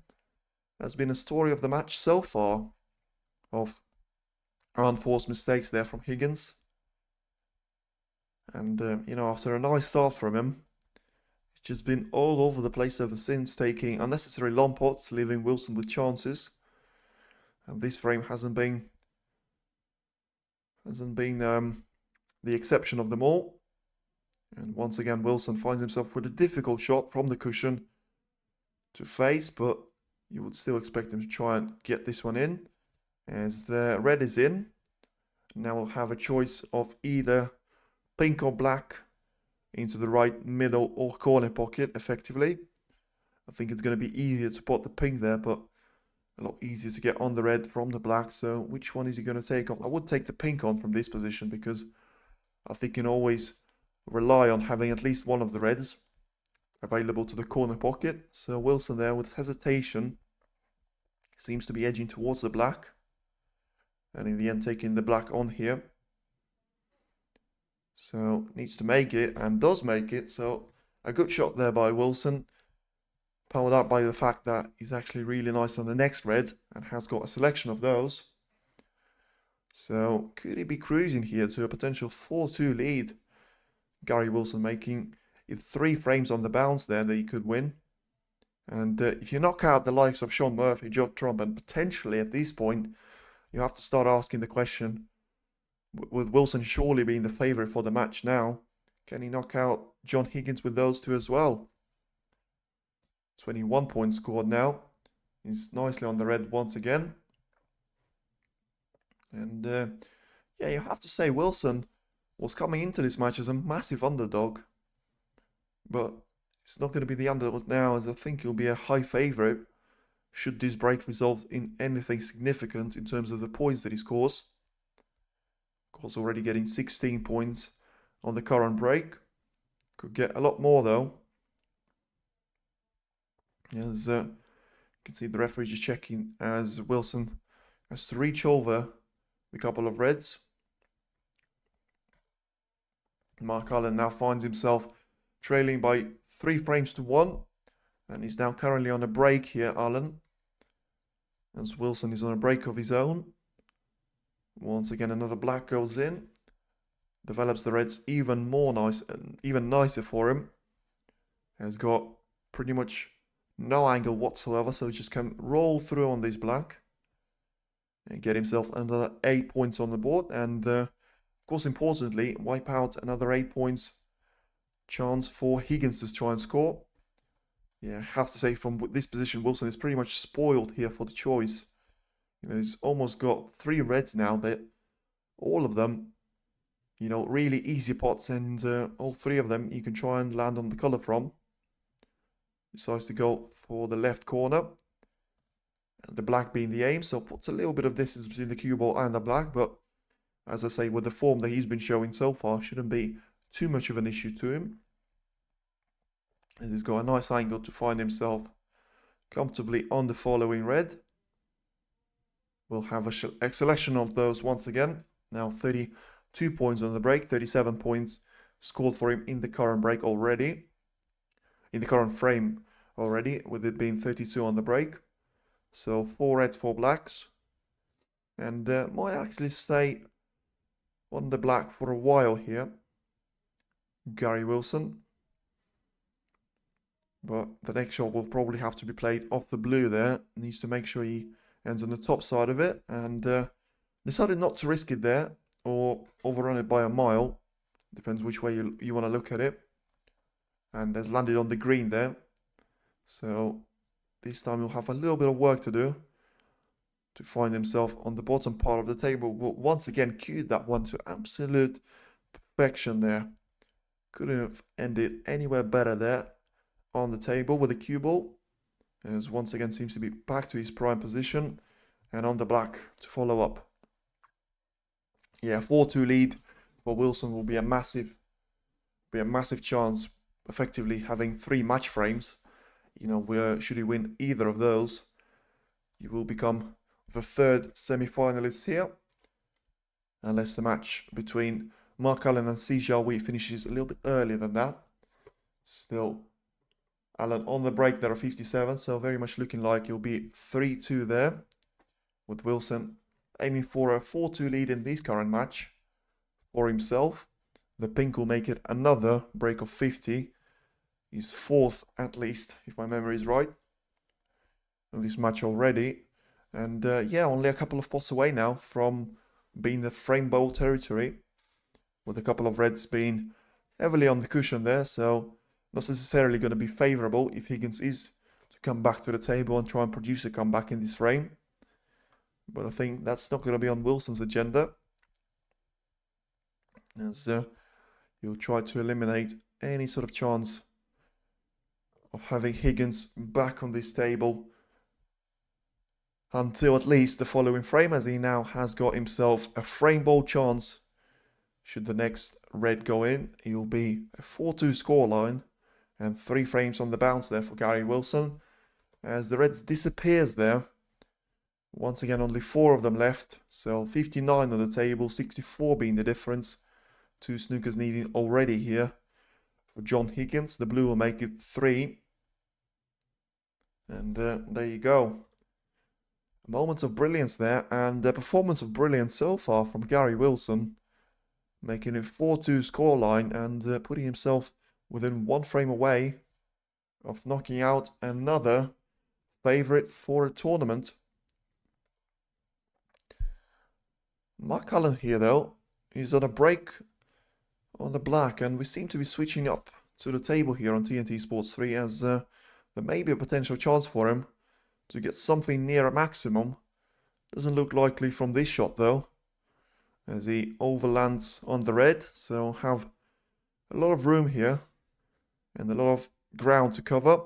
Probably gonna go around the table, so decides to just stick around there and sacrifice the maximum attempt. So nothing doing in the end there for Mark Allen, and he'll just be a frame 1 there for him, as we're just waiting for the broadcast to come back to the Gary Wilson frame, but that one has ended as well for him. So end of a break there for Gary Wilson, and a 4-2 lead there against John Higgins, winning the last 3 frames, 1 of them right before the 15-minute break and 2 of them coming right after it. The next frame could prove to be the deciding one in that match, as Jiahui now has his lead cut down to just 3-2 after Mark Allen has been able to find a brilliant century break of his, of it being 102 and still counting, with Allen being in good form in this current frame, but still has a gap to close down to his opponent from China. As we'll have to wait once again for the players to come back, but for now we can try and watch this century break for Mark Allen on table number 2.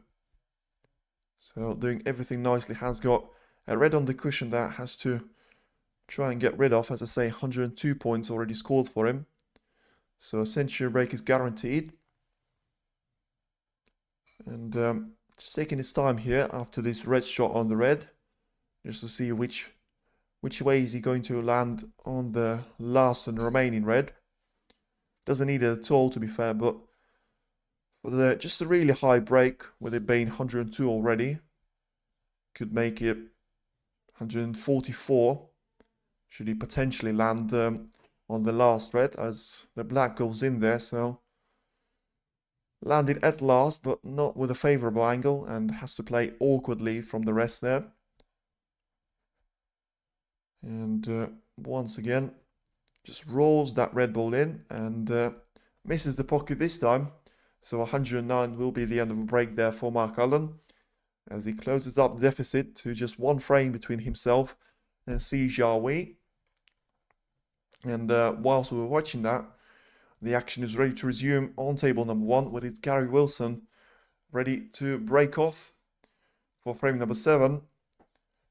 Still a frame that could prove to be the final one, should Wilson be victorious in this frame. And yeah, as I say, if this frame and the match will end a little bit earlier than planned, I will consider just switching over to table number 2 and covering the remainder of that one, as well as both Jiahui and Mark Cullen seem to be playing quite aggressive and are pleasing to the eye snooker. So it will massively depend on how quickly will this match end.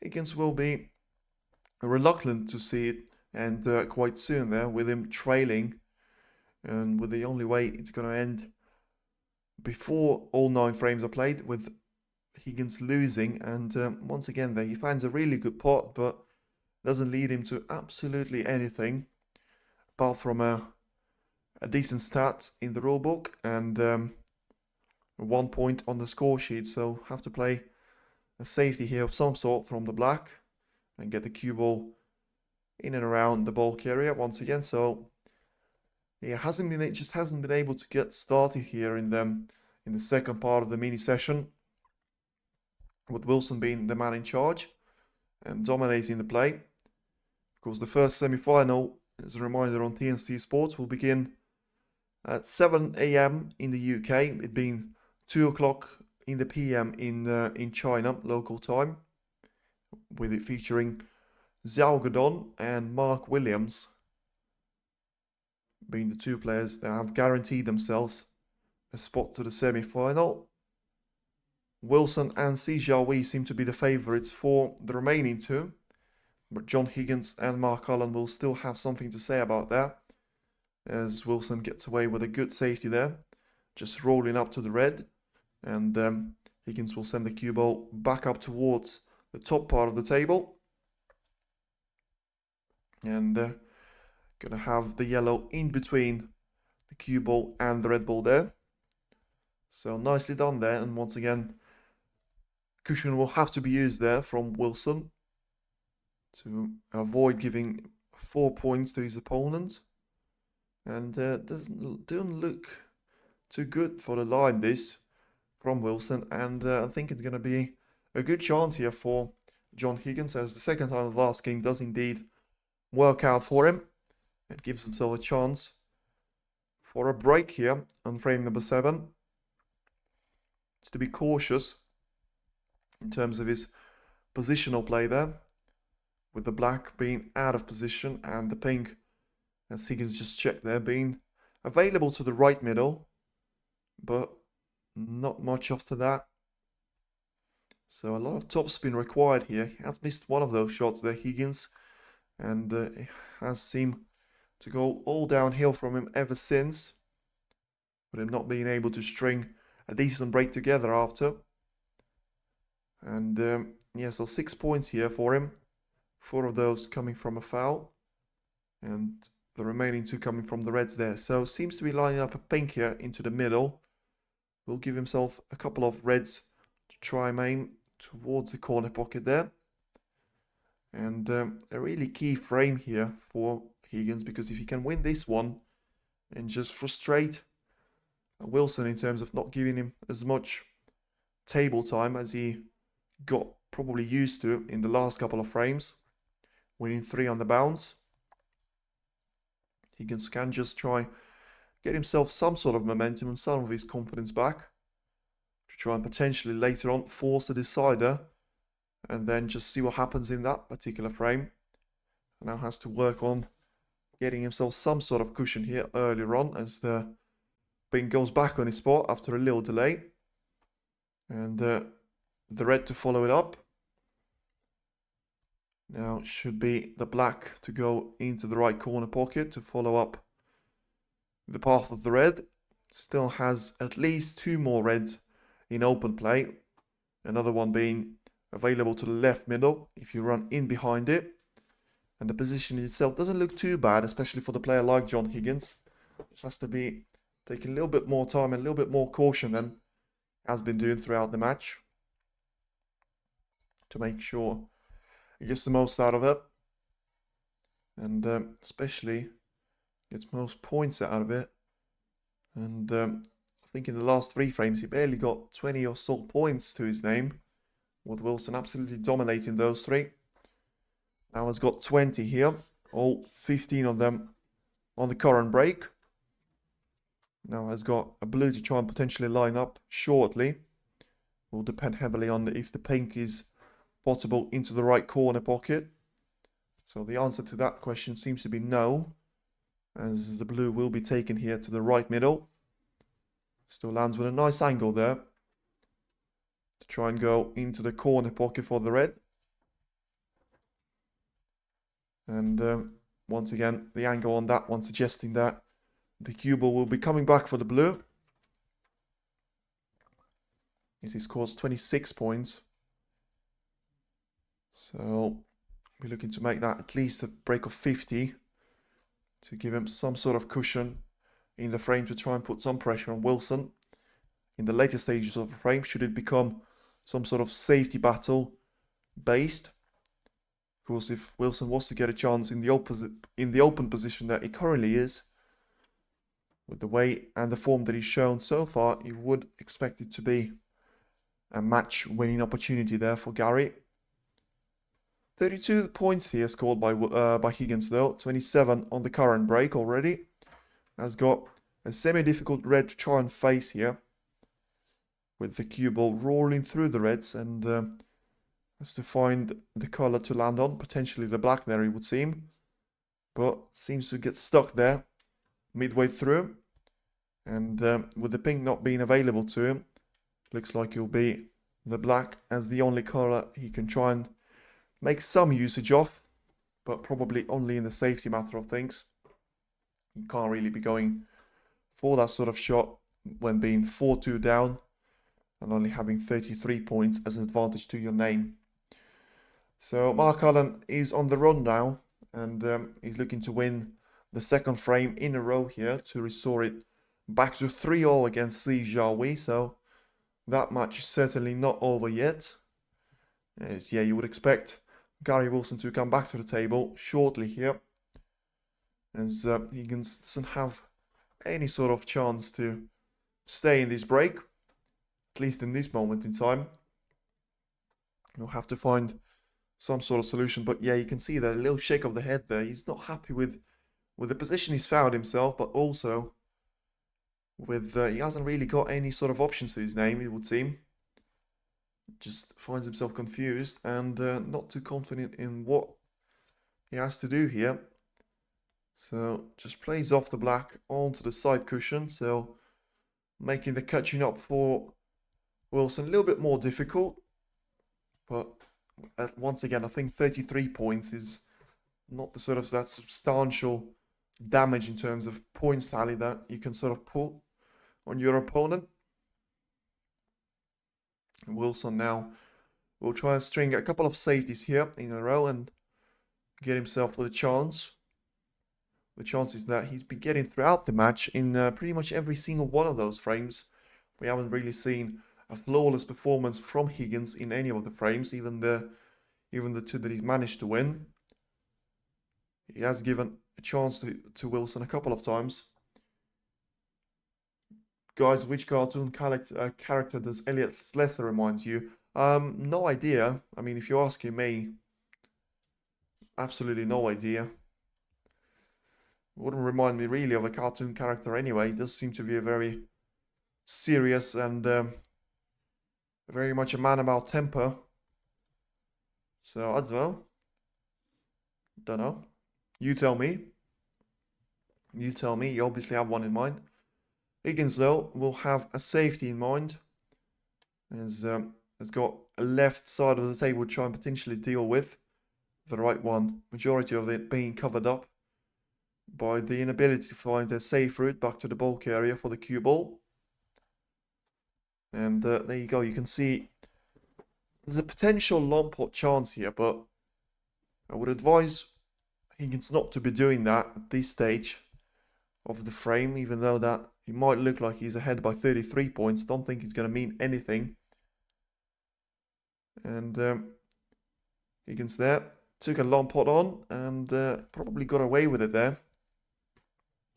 Wilson will have a red quite close to the white, but I don't think he can get anything out of it unless just a save. But even a safety will be difficult because it's pretty much on the same line as the cue ball, so going to be really hard to control both of these balls, as at least one of them will have to be sent to the opposite side of the table, with the cue ball hopefully remaining in the space of the red. So that's what Wilson tried there, and he's managed to find a path around the green. So once again, a decent safety of his. And pressure being back on Higgins here, with the black ball still being out of the equation. Pink not really potable to any of the pockets either. The catching up for Wilson will be hampered there by the absence of those two high value colors, but still has both colors and the blue to his name. As for now, Higgins has to make sure he doesn't give him an easy invitation into this frame. And finds a good safety of his own. So he's going to have to do that off the cushion there. So just checking to see if he's got the right line there with the side of his eye, and just rolling up to the bunch. Needs to make sure he gets in the middle of it, doesn't want to catch the edge, and probably just about done enough there. I mean, he's left Wilson with a potential chance into the middle. Now the question is, do you take this pot on if you're Gary Wilson? Probably can afford to do that, but is he going to want to do that with the two-frame cushion? We're about to find out, as he certainly seems to be taking this red, well, out of its current position. Whether it's going to be an attempt of a pot into the left middle or just a safety, with the cue ball returned back to the black ball area. Taking his time there once again, Wilson, to try and make sure he gets the best possible outcome for himself. So, not too sure what the final decision is going to be, but he refuses the pot, that's for sure, and he's just going to try and bring some more reds into the play. I thought he was going to try and sort of make sure that the pink is available to all the pockets, but he's focused more on the reds there, and getting the cue ball back to safe. So taking his time there, Wilson is certainly not rushing things. There's been a positive upgrade from yesterday for him there. Higgins once again with a safety chance, and tries to bring ping ball out of the equation, but it comes back as it bounces off the cushion quite heavily. In terms of the cue ball control, it was quite nice there. In terms of execution from Higgins, has left a couple of long pot chances here for Wilson, but with the black not being on his spot, I don't think there's real value in taking either of them. We'll have to see what Wilson thinks about that, as he doesn't seem to think a lot about aggressive style of things right now. It just seems to be taking his time and playing some good safety shots in the end. Has got a couple to his name, should he need them, of those two reds on the left cushion being potentially available for a cross double. Also, the left edge of one of the reds underneath the pink spot is also being a decent option for him. Decides to go for the second option, so just clips one of those reds underneath the pink spot, and once again lands the cue ball really nicely into the bulk area. So I always thought it was going to be sort of a battle of attacking play, and potentially John Higgins trying to sort of disrupt and unsettle the momentum of Gary Wilson, sort of by playing those safety shots. But it has been exactly the opposite of that, with Wilson finding the better of the position and Higgins finding the better of mistakes. And the majority of them have come from the world number 6, John Higgins, as another one does seems to get away with this time.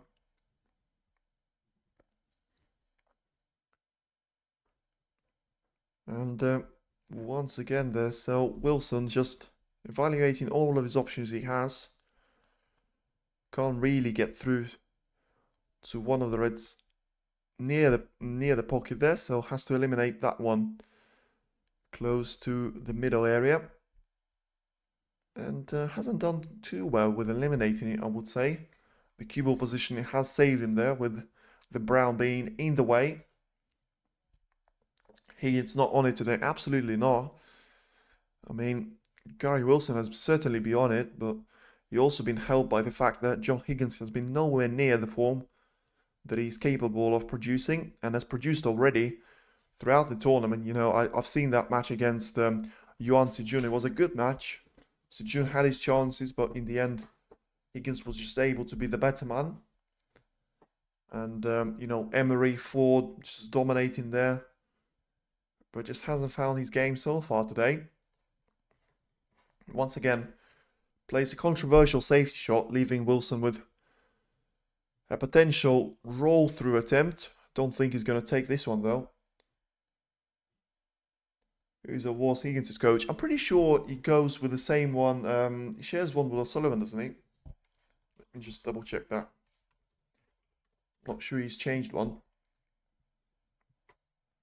Yeah, there's a delay of play in here anyway, with Wilson just evaluating.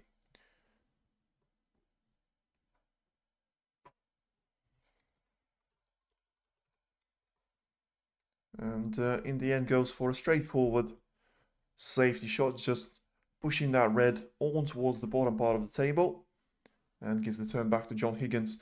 So yeah, I was going to say that I haven't really heard of anything of John Higgins as coach. He hasn't got a coach.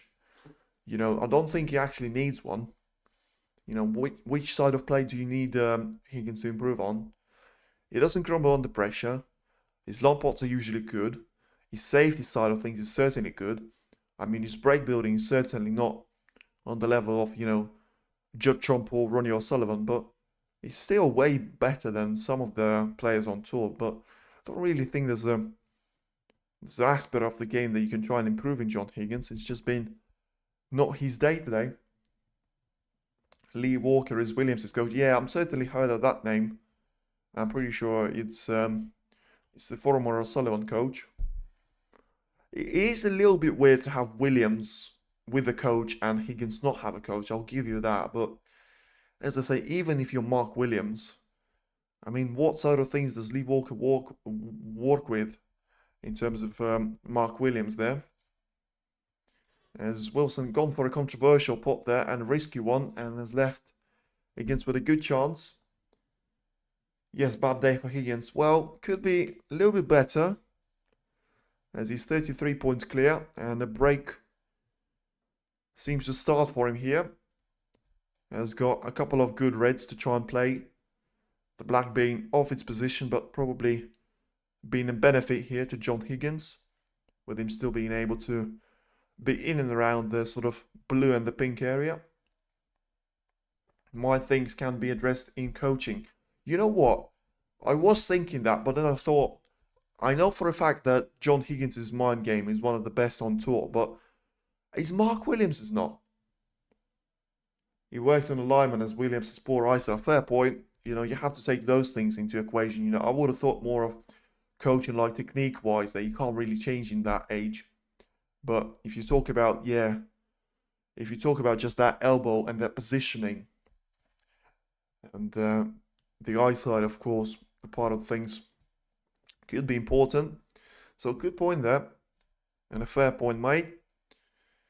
Higgins now on the break of 13. Yeah, surely we'll put the frame to bed here and at least force one more of those. Not leave Wilson with a chance to get away with it this time. Yeah, but then again, do you think about it? If Lee Walker is working on the eyesight for sort of Mark Williams, why hasn't John Higgins got that? I'm pretty sure they're all pretty much the same age. And if Williams needs it, surely sort of Higgins will need it as well. But I suppose different players have different issues, and maybe the issues that Higgins have got can't really be addressed with coaches. You've seen examples like that where you can't. I mean, you've seen multiple interviews from O'Sullivan saying that he's had so many coaches trying to work on his sort of snooker game and getting out of snookers, and he always said he was all right at them, but it took him so much effort that he just said to his coaching camp, you know what, I'm just not gonna bother. And if I land on a snooker, I'll just try and do something about it. And if I don't do it, fair enough. I'll just focus on break building myself and making sure I'm on top of that skill. Not sure which tool you're talking about, to be fair, which is amazing. So not going to give it a shout out just yet, in case there's something controversial there. Higgins there on the break of 19, as I say, so still taking his time, not over the line quite yet. With now these blue making sure that he's got a 57-point cushion. As a pretty lucky shot there lands him on the red, so a penultimate shot on a frame ball. Dale Hill was amazing as Ronnie O'Sullivan's coach. He's had so many, Ronnie O'Sullivan, didn't he? And I remember there was a coach that he worked with for 2 months, and he just said, you know what, it's not for me, it's not for you. Let's just part ways. 2 months there, it must be one of the quicker terms that coaches ever said. And can you imagine that as well? That going on your CV. I have worked with Ronnie O'Sullivan. Why have you quit? He sacked me within 2 months. You know, no matter who you play with, if you don't last well, it's not going to work well for you. As Higgins gets the pink as his frame ball, so certainly 4-3 here. Still in favour of Wilson. But Higgins survives the first frame. Needs to win 2 more for a brilliant comeback here.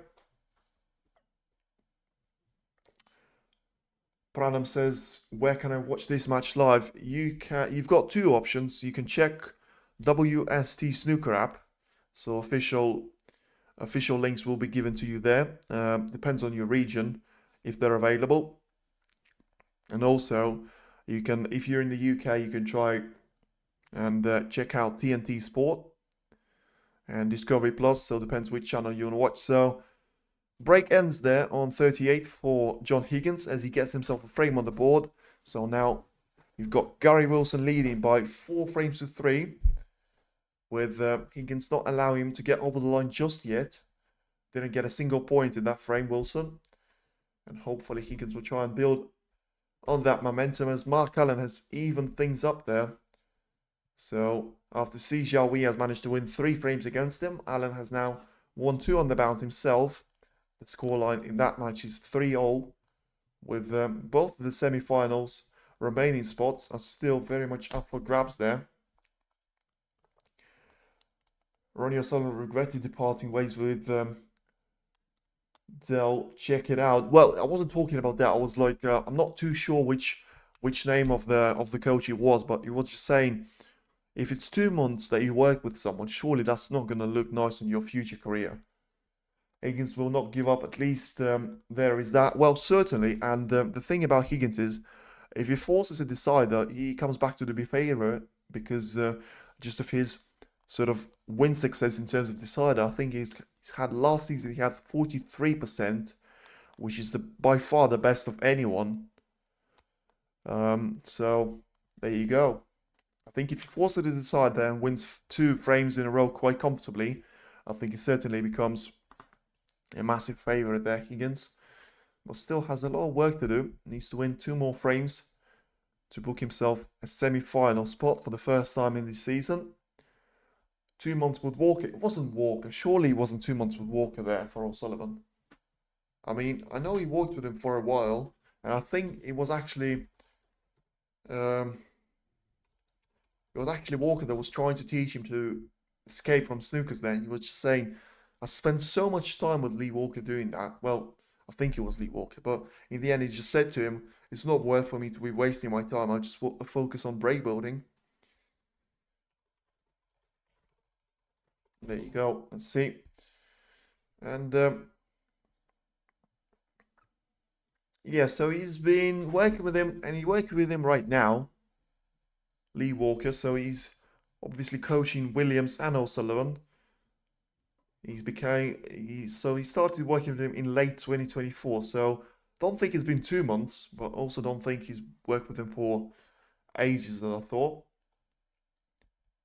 So check it out. Now, yeah, I've just checked it out, and so he's been working with him for pretty much half a year now, and hasn't been able to sort of part ways there for now, as he can start off with a really nice opener here. Who won this morning, please? So in the match against Mark Williams Zhang Anda, Mark Williams won that one by 5 frames to 1.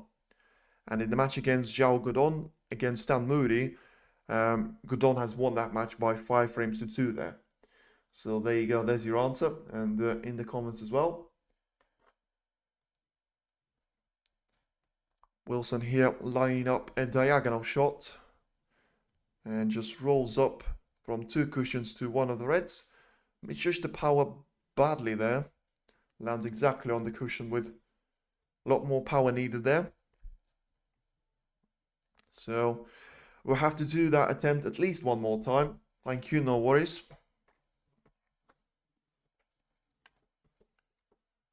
As Wilson just will be asked by the referee, well, to be put exactly where the cue ball was previously. Has to judge that one exactly where it was, because that is going to be important in terms of Wilson's point of view. Doesn't want to change the trajectory any more than he has to, and I wouldn't really change it at all, apart from just apply a little bit more power on that shot. Nick Barrow is very technical. Fair enough, I'll leave you. I'm pretty sure I've heard of the name. I haven't heard of it in too much detail, as Wilson has got a massive blunder. And unless he got massively lucky with this, I think Higgins will have a chance, as he gives away 7 points here. Gary Wilson to John Higgins.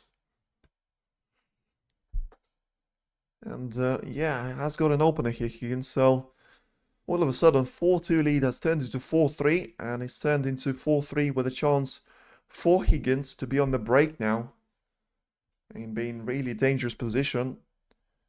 You know, the black is available. He's got an angle to free up the red right next to it. He's got at least 4 more reds available to him, so looking dangerous here, John Higgins, and certainly the man that represents the never give up story, John Higgins, and you can never rule him out, no matter how many frames he's behind. He's always capable to just find his form and be able to come back from any sort of deficit that he faces there. Stephen Lee and Ronnie O'Sullivan were on the same coach when they were young. Fair enough. Good knowledge there, good stats. Appreciate that. A little bit of education. Good stat there. I think the reason why I don't really go into this is the amount of players Mark Selby, and I think this is one of the few things that O'Sullivan and Selby have actually agreed on, was no matter how important you think the coaches are in other sports, like you take it in sort of football, where you've got a manager and then you've got, of course, a lot of other people around you to work on your technique as well. You talk about it in being sort of tennis.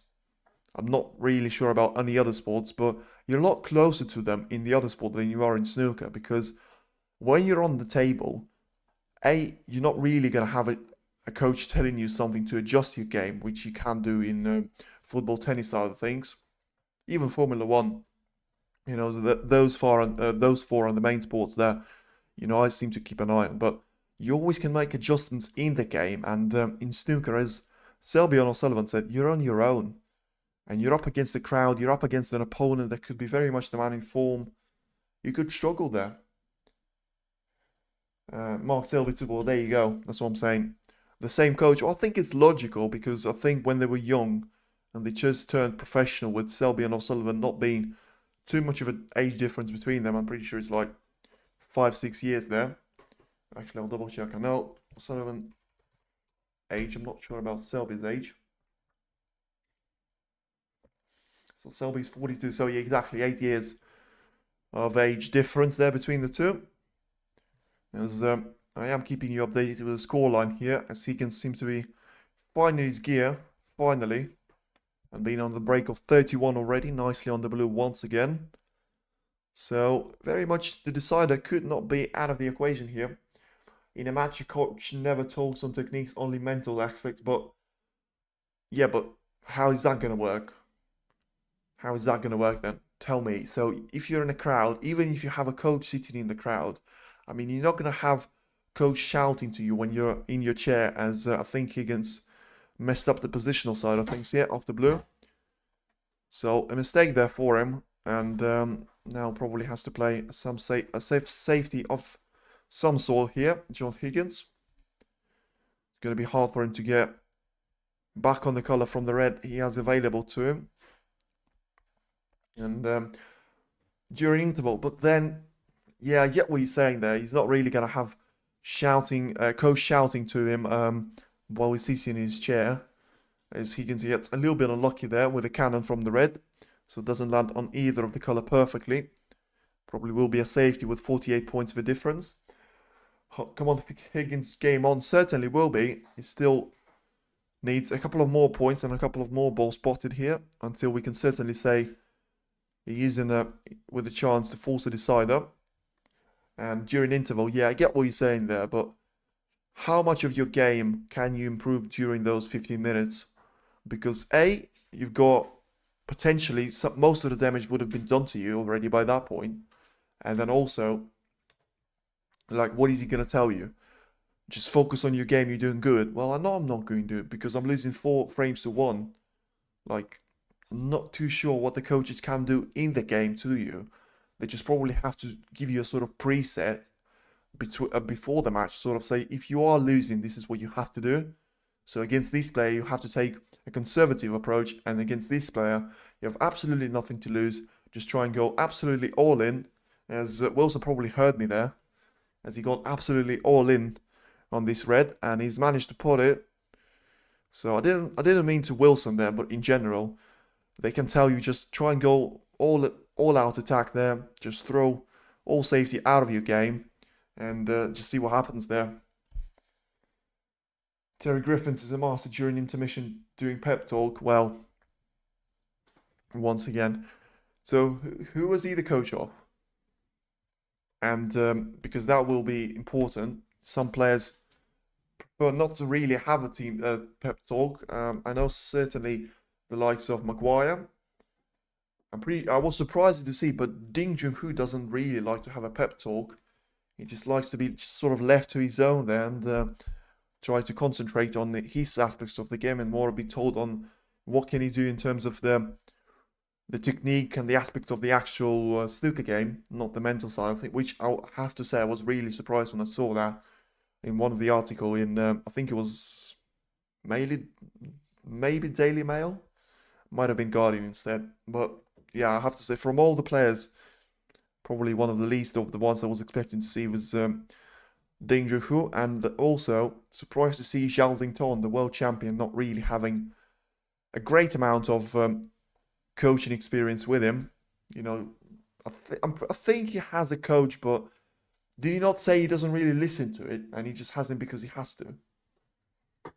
I mean, that would be a Chinese thing to do, just have a coach in case you sort of have someone to blame for, but apart from that, not really make a lot of use of him.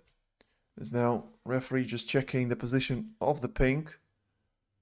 Not too sure why that's taking so much time, because there's no reds in and around it. But Wilson should be back now on his break now. And remember, this could become a match-winning break should he make the damage from it. He only needs one more frame, and Higgins not being able to do the damage could bite him and prove to be costly in the end for him. So now Wilson is still in with a chance to close out the match before the decider. Terry had a very soothing voice. Well, I mean, you talk about voices then. Straight away, you know, when you said that about the pep talk, I thought of that documentary of all the Man United players and the Sir Alex Ferguson. He didn't really have a soothing voice, did he? He just was shouting on them and giving them a pep talk and giving them a hairdryer rather than a pep talk, as Wilson now unable to reach to that red, so he either has to have a look for an alternative or grab a rest to his name. Sunwell Ballard says red split. So the situation with the Reds is He's got two of them on the cushion. One of them, he's not entirely on the cushion. He's probably trying to eliminate that one right now. You will need the last of the reds as well, with them being 5 on the table still remaining. And as I say, it's a difficult shot for him to make right now, and he's missed it. Football is very physical. Yeah, but it's also about mental stuff as well.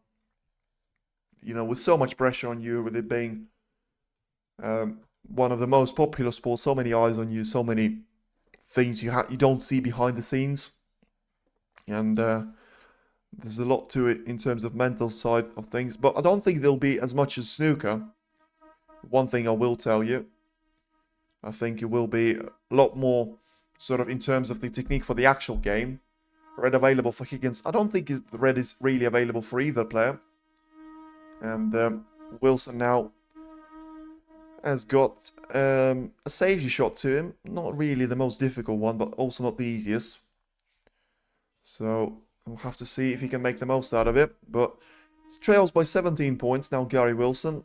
And Higgins still has, I would say, probably a hand in the decider. I wouldn't say it's a foot in the decider. But now has got not the easiest safety to try and deal with. He's got away with it and has played it really nicely to push some pressure on Higgins this time around. And it's John now that has to find all the answers. So Wilson, one thing about Wilson there I've been mostly surprised of. One, there's 2 points really. One is the amount of mistakes he's made and how a few of those he's made. Like there's barely been 2 or 3, especially since the first 2 frames, where he made a couple and you thought he was just unsettled. But yeah, apart from that, he hasn't really made a lot of those mistakes that I can think of. I mean, there was one in the previous frame, but let's be fair, it was always going to be Higgins' frame to lose, especially being 4-2 down. There was always going to be that little bit of understanding from Wilson. Well, I'll have one more frame to try and win it before a decider, and then of course the decider itself.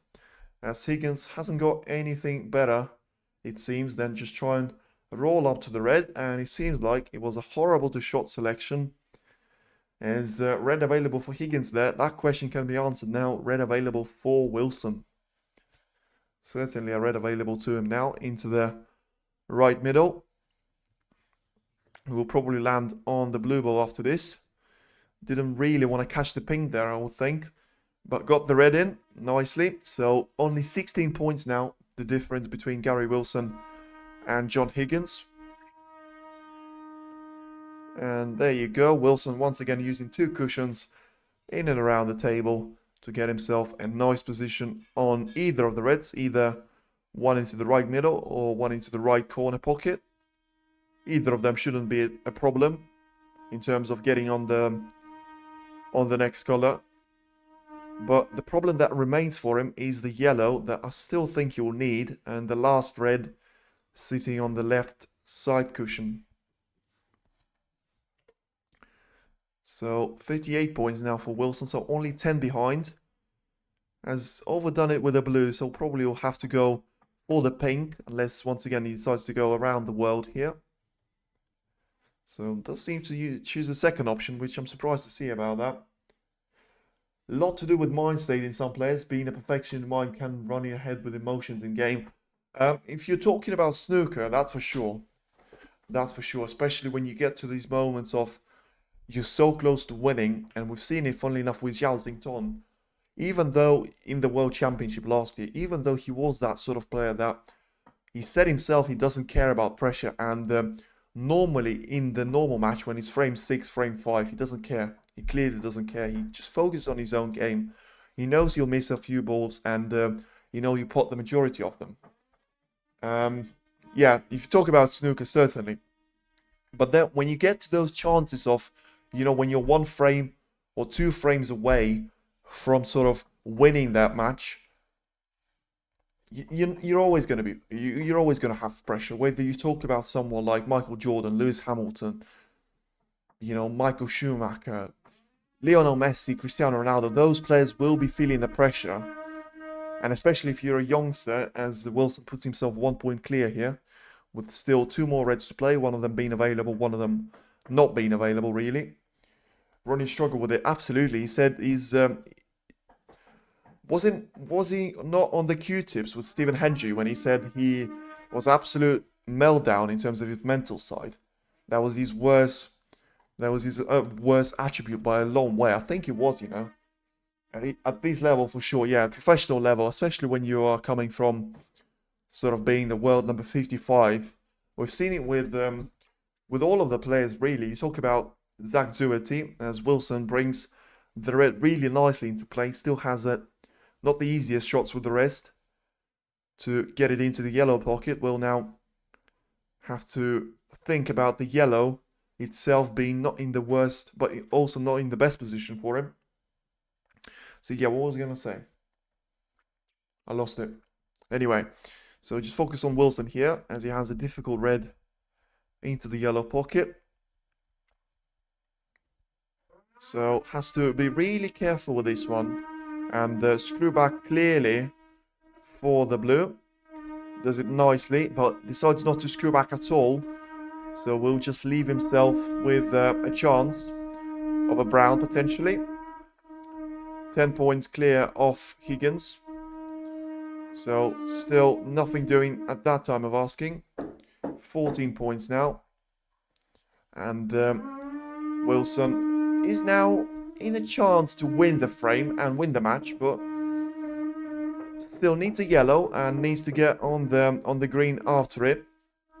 So a cross double is an option for him. I'm not sure if that's the option that he will consider seriously. He decides to play the cue ball in behind the pin nicely. So once again doing really well there. And one thing I would say about Wilson, you did have the feeling he might have just tried to roll that yellow into the right corner pocket and just try and, you know, get the match won earlier than it really was possible. In the end, goes for a smart shot. And Higgins now has got a difficult shot to try and face with a yellow, only seeing the slightest of edges of it, and leaving Wilson with a lot more of yellow to aim at. Can try and potentially roll in behind the blue. It'll be a risky though if he misses that shot, so he needs to make sure he judges that one to perfection. Once again, taking his time, so he should. You know, it's a frame-winning opportunity here for him. Should he pot the yellow and get on the green, he'll certainly be frame and match here for Gary Wilson. And he'll probably start to complete the full house here. We'll have an ace, a king, and a queen there. And what a shot he's played there on the yellow. Brilliant there. You know, I thought he was going to go for the snooker attempt. He's gone for the shot there. And he's now with prime chance after this match. Will you move to the match between Mark Allen and Jiahui? Absolutely. I like what he did there. I could recognize the pistol thing. I couldn't see the Scarlet Sea thing. But game over. Well, if this green is in, it is. But it's coming back. It's coming back to Higgins. So Wilson has played it clearly in the mind to sort of have the brown in between the green. Should he miss it, in the end, should have probably just rolled that one in. As Higgins hasn't got a pot chance, but still in this frame and still in this match. Just about, but that will do for him. As 16 points is the difference between the two players. This time, of course, that mistake from Wilson will probably cost him dearly. As it's time for Higgins to be putting the pressure with some snooker. Escaping for Wilson now to do. So this match in this 8th frame is not over yet. Wilson has got at least one cushion to try and use until he catches that green. I don't like with the way this cue ball is going. In the end, it's all right there. I thought he was going to drift wide there and catch it on the right-hand side. Leave it open for Higgins. And probably what Higgins was hoping for. In the end, that didn't happen. And it's going to be really awkward for him to try and reach that. Unless he goes sideways. Because that's probably one of the furthest points away from the table that you can possibly be in. You know, playing into that cushion. With the green being really close to the white. And he goes for, yeah, the longest extension possible. Ask the referee to make this rest basically be the length of the table. And it says that will do, yeah, just put it on the table for me. Come on, Higgins, still chasing out, but chance, yeah. Still, it's not over until it's over. And Higgins will certainly be realizing that better than anyone. You know, he's still in this. And as I say, should he land on the brown and pot the green, it's a decider. But should Wilson pot the green? The problem for Wilson, though, all the points he has to his advantage. And he still has to pot a green with a position in mind onto the brown, because the green itself doesn't give him anything other than 3 pointless points. You know, he needs the brown and the green to win the match. As well as Higgins so far had a decent chance there, but just ran out of pace to the cue ball in the end. And don't think he'll be the hardest shot there for Wilson to try and play. Should have done more there, Higgins, as I think he'll just use that cushion first. And a nice shot there from Wilson. And it's now all of a sudden, it's Higgins that is in trouble. Can try and swerve in around the pink. Try to catch the cushion first, and with a little bit of left-hand spin there, could catch and should catch the green full ball there if he wants to get it safe. That's the target for him, and in the end catches the edge there. Not sure if that was the plan, and if it wasn't a great plan, as Wilson now has a potential chance to close out the match here. It's not a gimme, and it's not an easy pot into the yellow pocket at all. The angle is always going to be against him. But as I say, should he make it, he'll be the king of Wuhan today. At least for another day. So decides against it, doesn't even take the pot on. Wow. You can tell Wilson is thinking about it when he's not taking on pots like that, you know, and he hasn't been throughout the majority of this match. Hats off to him for that, you know. I think it's really hard to change your game from being really aggressive to just always refusing those pots like that. But he's managed to do that today. And Higgins now just has to settle for a straightforward safety. No damage real can be done to him. And Wilson will have to come back to the table and try and put the distance between the cue ball and the green to be significant once again.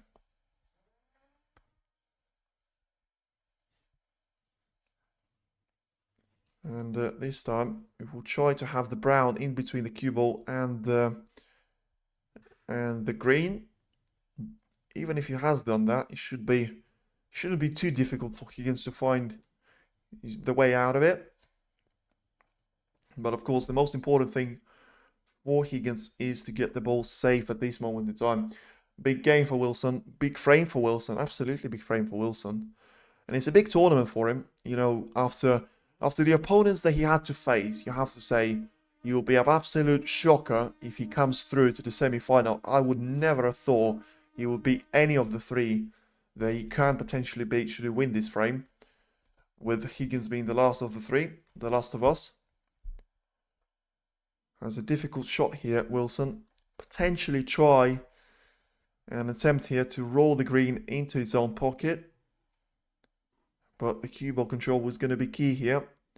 As refuses the pot once again, so just switches the run of play. Cue ball resting nicely there on the cushion. And the green following his example, so sharing the entire length of the table between the two of them. And yeah, this turns into a big game for both of them, not just for Wilson, but for Higgins as well, in terms of, you know, when you want to get through a match like this, it will be such an important win for him. And for now, he needs to focus on getting the decider. It'll be a second part of the task for him completed, with the first one already being completed after him going 4-3 down instead of 4-2. And, well, normally this would be a match ball chance for Wilson, but with the luck that Higgins has found himself in, he basically left the green ball hanging over the right pocket, but he landed right on at the bottom of the pink there. And with Wilson needing the brown, this turns into a nightmare of a shot for him, having to reach so far using the spider there. So going over the pink, this is not an easy shot for him to play, that's for sure. And it's going to be really difficult for him to get on the brown. I think it's all about potting the green. And he gets in it. So 3 points that are not really going to mean a lot to him in terms of the sort of run of play, as he has got a current break of 3. So the brown turns into a frame ball, and the black is the only of the colors that is not on his spot. So went for it partially there, Wilson, understanding that it is a frame ball for him, and hasn't managed to put as much distance between the cue ball and the brown as he would have liked. So end of a break for him, and a chance for Higgins, and certainly something that I feel will be a last chance for him. Should he miss one of the attempts that he has, I think it will be game over. That cue ball is going way too close, and he's dropped in, and an absolute horror show from Higgins continues, as he now finds himself 23 points behind with 22 on the table. He has absolutely done himself over there, Higgins, and he only has himself to blame. He's been given way too many second chances by Wilson, and he hasn't been able to make the most out of them. And also, he just, he was under no pressure. He didn't have to do anything special. The cue ball should have been nowhere near the pocket that he actually ended up on. And Wilson goes for a smart double, cross double into the pocket, and it will be game over here and match over, as it's 27 now. Points between the two of them. Still 2 snookers required for Wilson. And as he rolls that blue in towards the pocket. So congratulations there, and a handshake between Higgins and Wilson. And a really nice match there between the two of them. And in the end, it is Gary Wilson that defeats the trio of Sean Murphy, Judd Trump, and adds John Higgins to that list as well. So thank you for streaming. Top job. Thank you, Kevin. And once again, I'll just check what's going on with the Alan C. Jiahui match. Yep, I have made the decision. We'll be switching over to that match in a couple of moments' time. So you want to stick around. Give me 2 minutes to change the scoreboards. And yeah, we'll continue with the broadcast of the match between Mark Allen and Jiahui, the last quarterfinal. Happy days, there you go. Kevin will certainly be tuning in. Good stuff there. So I'll be back in 2 minutes, as there seemed to be a really good battle in frame number 7 between the two players.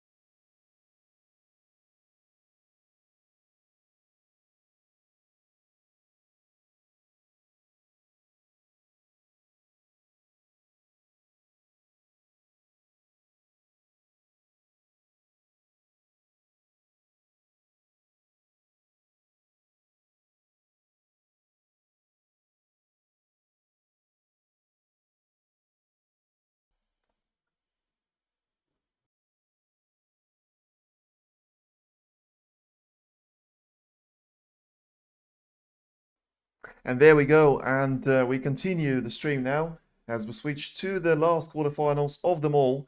And you can see with the scoreboard that is Mark Allen looking to make Jiahui pay for all of his mistakes in the current frame. We've already seen a couple of them recently, but it will be Mark Allen threatening to win 3 frames in a row unless Jiahui finds a snooker here to get himself back within touching distance and still being able to win the frame number 7. For now, it is Allen that got himself, well, basically a win in this frame, barring snookers. So Jiahui needs to find a snooker on the blue.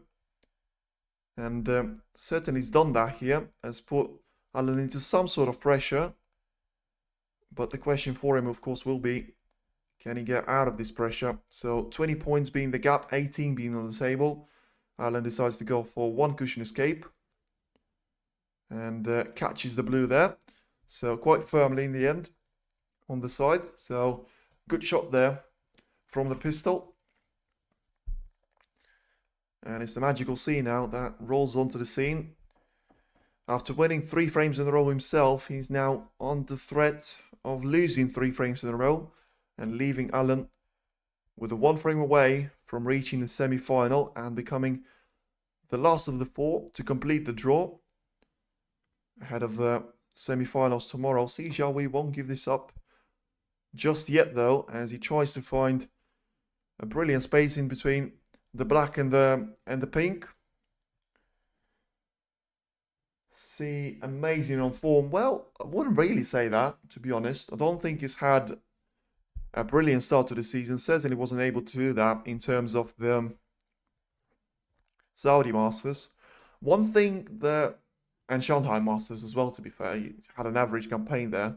I don't think he reached the quarterfinal. I think it was that way before that. The thing about C, though, I will say, he is the finalist of this tournament last year. He was the finalist of this tournament last year.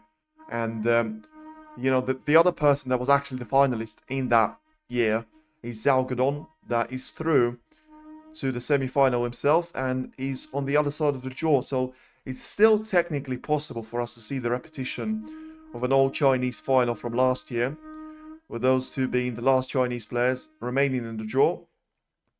As Jiahui there gets a little bit desperate to try and find a snooker. I think he has been able to do that. I'm not sure, with the camera not necessarily being kind to me there. Allen now will try and escape from it. Ask Murphy. Yeah, but Murphy has been on a dreadful for himself. I mean, he lost to Gary Wilson, which it doesn't look so much of a bad loss now, but I mean, who did he lose to in the Shanghai Masters? I'm pretty sure he lost to someone with a horrible scoreline. I'll just have a look with that. But now, Jiahui once again in the attempts and pursuit there of a snooker. So, hasn't been able to do that so far. Just lining up a shot to try and get the cue ball in behind. So, why do you say ask Murphy then? I've just seen the recent head-to-head for Murphy. I mean, he lost to Selby 6-0 on Shanghai Masters, by the way. An absolute dread. I remember that match, actually, yeah. It wasn't a dreadful performance by Murphy. It was a brilliant performance by Selby. Lost to Williams in Saudi Arabian Masters 6-1. And has now lost to Gary Wilson 5-3. So Murphy hasn't been able to find... yeah, Murphy on battle result. Oh, you're talking about the World Championship. Yeah. Still. Let's live in the now. Let's talk about living in the now. Jiahui there found a brilliant attempt of a shot there.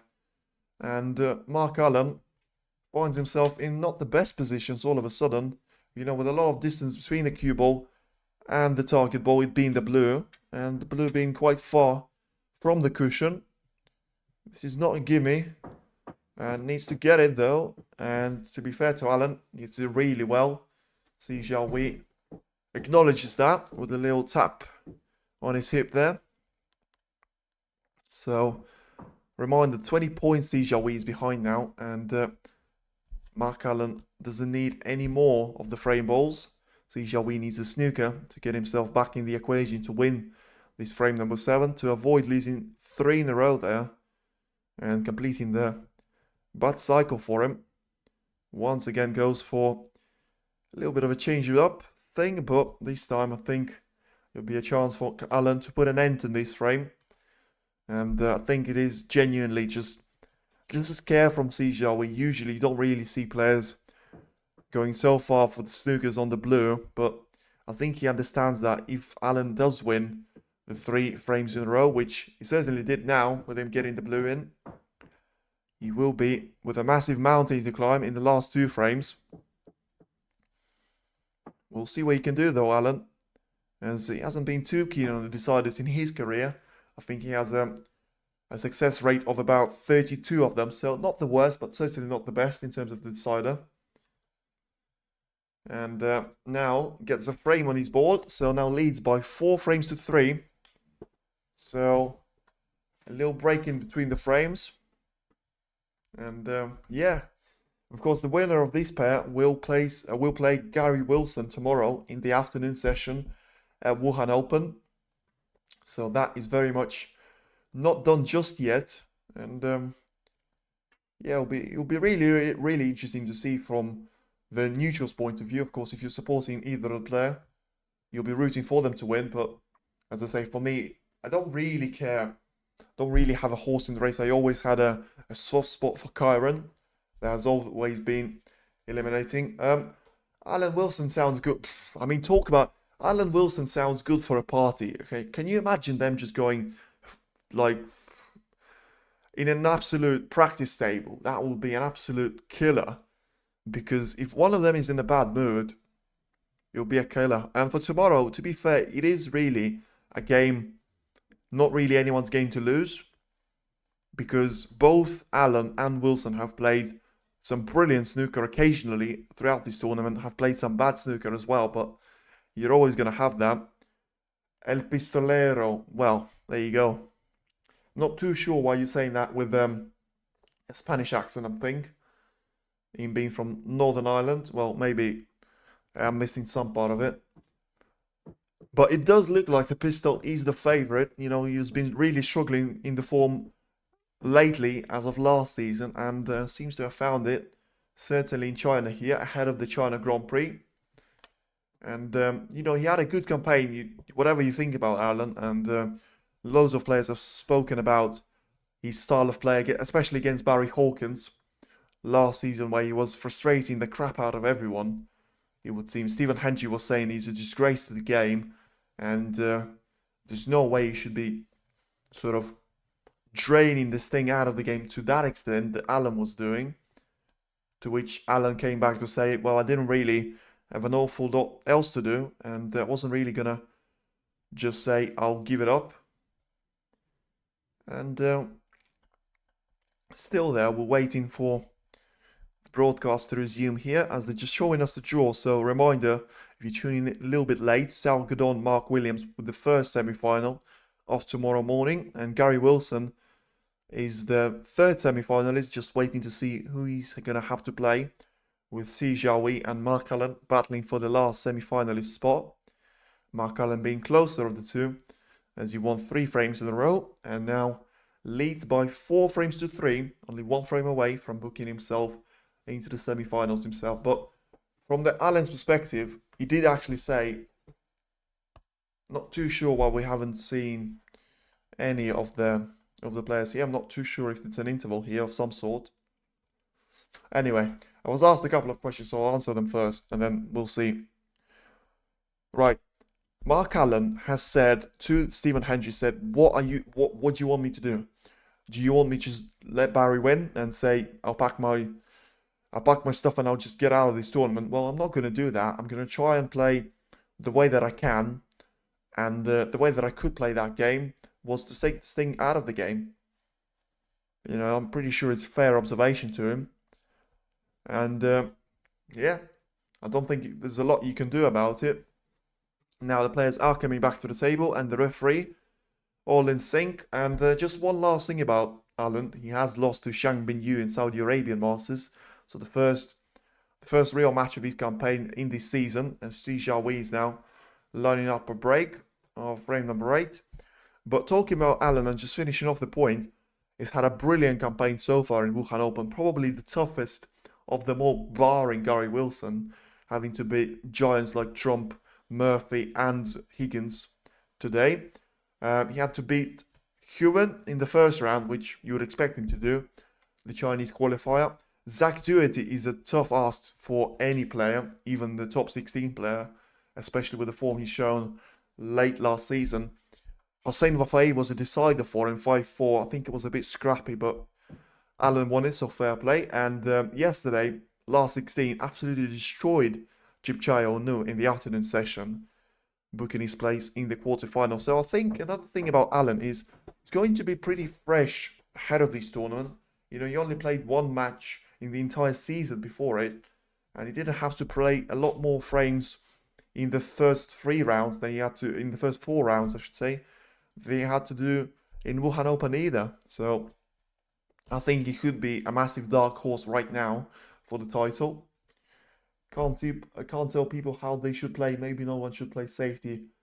Hendry. Well, one thing about Stephen Hendry is he does seem to be that sort of a player that in his day, and he even admits it now, he was never going to be critical of players as a commentator, but then he was sort of said, you either are critical or you're not commentating at all. So he had to force himself to be critical. But in the end, if you're Stephen Hendry of even 15 years ago, probably a little bit more than that, 20 years ago, and you've got Stephen Hendry alongside you as a commentator right now, I don't think either of them would be listening to each other. And I think that doesn't really work. When you are Hendry, when you've been to the other side of the table, when you know what it feels like, and when you know that, you take account of that noise as Alan makes a mistake here, I think Jiahui will have a decent chance to get himself up and running. I understand. Well, there you go. Like, you should just be... Surely if you've been through it, you should understand how the players will be feeling, and you should understand that your words on the players will be impactful from all of them. And also from Hendry, from a purely commentator's point of view, he changes things every single time, man. Like, before the I remember in the World Championship, he was every single time when Ronnie was playing, he was commentating on the match, and he was in the studio after the match, waiting for Ronnie, and he was saying, oh man, you're playing so good, you're playing brilliantly there. You're playing absolute perfection. I mean, it's so nice to see you back on tour playing, what you done to your cue, what you done to your game. And then it took him 2 hours to lose to Xington. Was it, what, I don't know, 17 frames to 10, something like that. I can't remember, 17 frames to 12 maybe. And then he was on his podcast saying how crap Ronnie is and how he got lucky throughout the whole thing. And I'm just like, he's contradicted himself, and you don't really want a 7-time world champion, the person that Ronnie has always been so positive and so sort of praiseful about, saying that, he's the reason why Ronnie's in this game so much and why he loves it. Hendry's very much the best of the best. His game was perfect, but I don't think it does a lot good to his legacy. I really don't, in terms of Hendry. I think one of his good sides is his YouTube channel that he's doing and the challenging that he does, and he even advises some of the former players and some of the current players. But on his commentary, man, he just seems to be his worst enemy. And even some of the players have said that, was it... I don't think the best example, but Hossein Wafai, who seems to be unhappy with anyone, has said it. And I think, was it one of the Chinese players that said it? I'm not too sure of the names, so I'm not just going to throw it out there, but... Even when the players start to call out someone like Stephen Hendry, he's not doing well. Because you're always going to be facing a backlash from the community of a massive amount of Hendry supporters, as Jiahui messes up the play there, so couldn't land on the red from the yellow. And just a safety there played, a decent safety, and Alan has to find a cushion escape here. But I just think he does himself a lot of damage there, Hendry. I really, really do. Good shot there by Alan. So, minimizes the damage. And now Jiahui with a chance.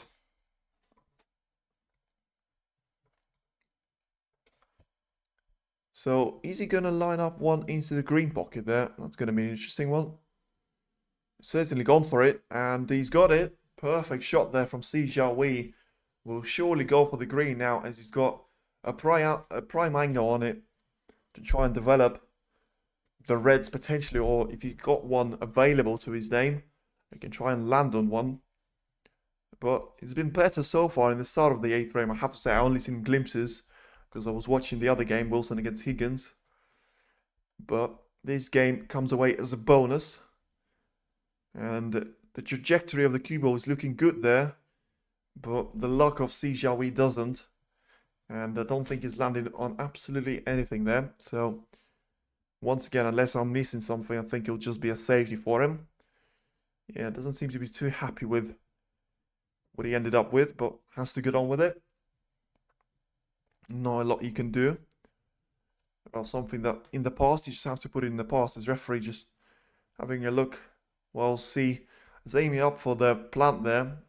Referee having a close look to make sure C doesn't touch the cue ball with his shirt. Doesn't do that, and in the end does seem to be going for this plant, so it does feel like a do or die shot to an extent. And he's got it, so a brilliant do or die shot in the end. Jiahui knew that he could have easily left something easy for Markalen. Instead, he got himself on the chance to be in, well, with a strong chance, I would say, for a decider.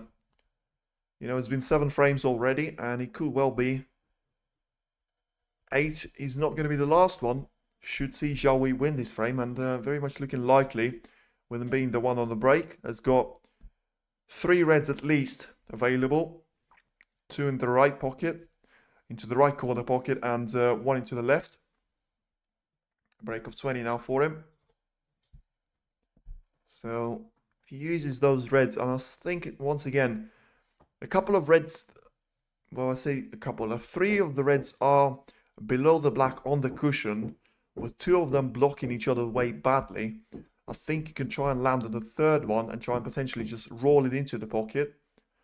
Apart from that, don't see any massive sort of problems in terms of positional play for Jiahui. And yeah, that will be a break of 27. So better than nothing. And I say better than nothing. He had to make sure he landed on the red there, as he gone for pretty much something similar to a push shot. Of course, push shot being a legal one, but a forceful shot certainly has left himself with not a lot of room for sort of maneuvering along the colours. I think he's got an easier shot in terms of the positional play into the right middle, but of course that one is actually easier to land on the colour, but making the pot a little bit more tricky. I think he'll accept the challenge though, and that's exactly the red he's going to take on. With a little bit of topspin, so rolling through on the pink. In the end, the red ball does drop, so went for the safe option and tried to use all of the rear end jaw to make sure not to catch the front one, of course, which the risks of missing the red ball will go massively higher if you catch the front jaw rather than the back jaw there. So once again, wasn't perfect on that pink because he was trying to force as much angle on the next red as possible. Got away with it as pink drops safely in the end.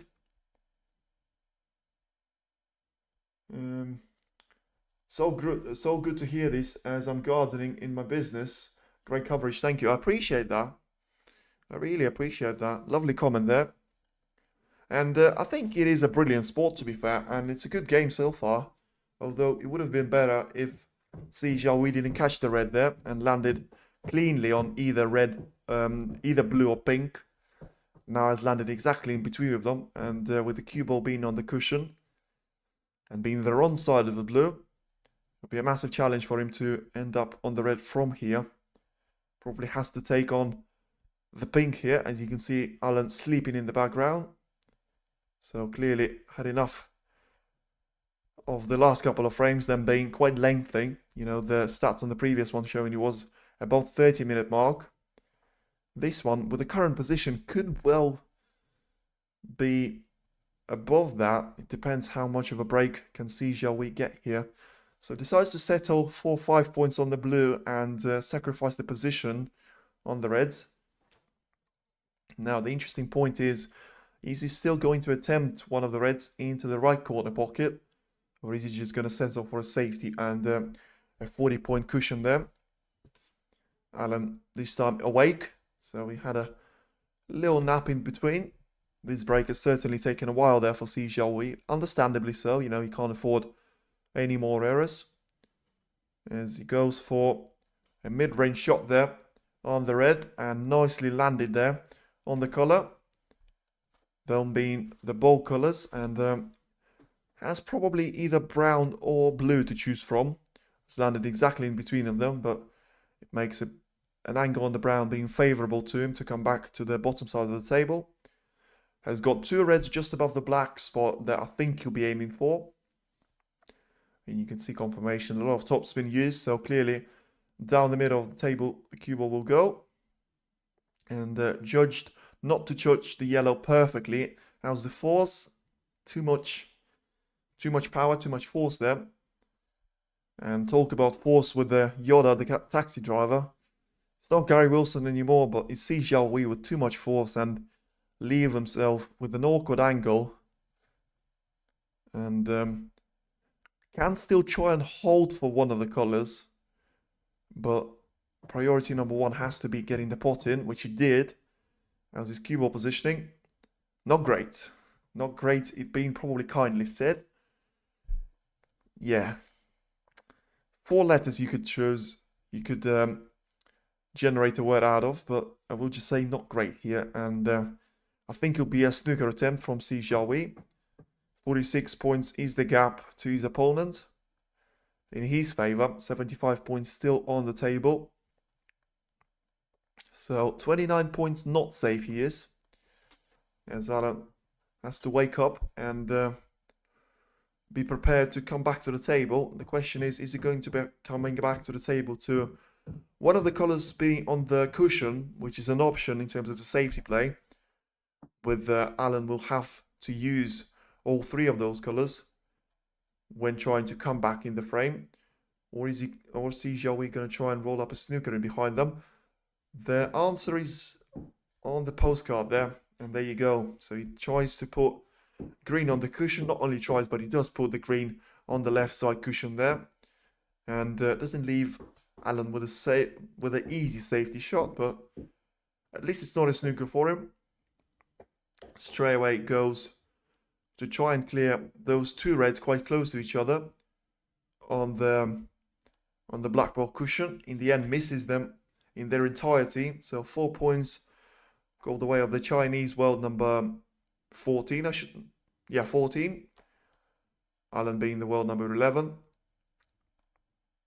So now we'll have a second attempt before obviously switching to a different type of a shot with rules not allowing you to miss a red that you can see full ball 3 times in a row. So this time has gone for a lot thicker of a contact, but still has caught it really nicely. In the end, comes away with only 4 points given away to his opponent, and a good safety to his name as well here, Alan. And Jiahui will probably go for the same safety on the similar sort of safety on the same red as Alan did previously, but has to make sure it works out for him as well as it did for Mark. The cue ball positioning will be very much key for him. And takes his time on the shot there. And catches it really nicely. So once again, the 2 players both having brilliant shots in terms of the safety there. Alan once again being left in a similar position to the one he had to face on the previous shot. Once again here, this time switches the run of play and goes for the red on the other side of the table and tries to pot it actually. Cue ball has landed nicely in the first glance, but in the end that yellow kiss didn't do Alan a lot of favor and a lot of good. So something that looked like got away with it there hasn't really, because Jiahui now has a pretty straight long pot attempt. I would still call it a long pot. There's too much distance between the cue ball and the pocket there, as it's a missed chance here for Jiahui, and the question is, where's the red ball going to finish? And it's going to finish in the position that Alan can try and attack it. So one chance wasted each, and it's a much more straightforward chance here for Mark Allen, as the position is far from ideal for him. It's probably far from decent for him. You can see he has a little smirk on his face as he needs a rest there.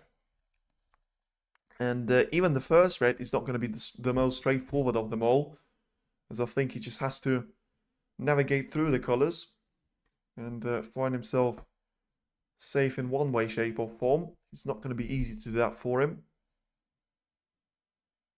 as he needs to land in between the black and the red that is closest to the right pocket, and hasn't able to do that, but in the end gets a really lucky double kiss, I would say.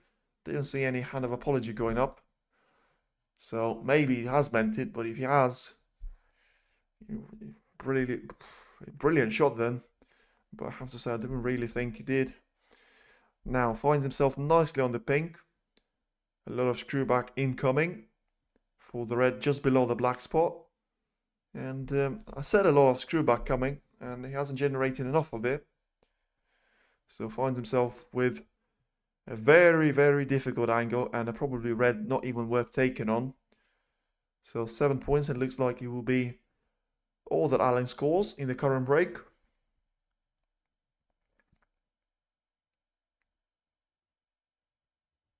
This time tries to put the black into open play, does it really nicely. Combine that with the cue ball position being right on the cushion, with the brown blocking 3 of the 5 colors available, of the reds available. And it's a brilliant safety shot from a position that looked like it was going to be a problem for Jiahui. For Mark Allen, I should say, it becomes a problem for Jiahui, of course. With I can't really see. I know C will probably have some of the options in mind, but I can't see genuinely any of the potential sort of options for him.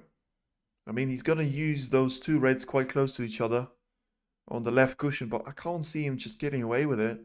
Let's see what he's got lined up. So he's gone for a cross double there, but I tell you what, that was really close in terms of getting the double kiss back. I mean, it's a brilliant shot when he works out, but it could have been a nightmare for him.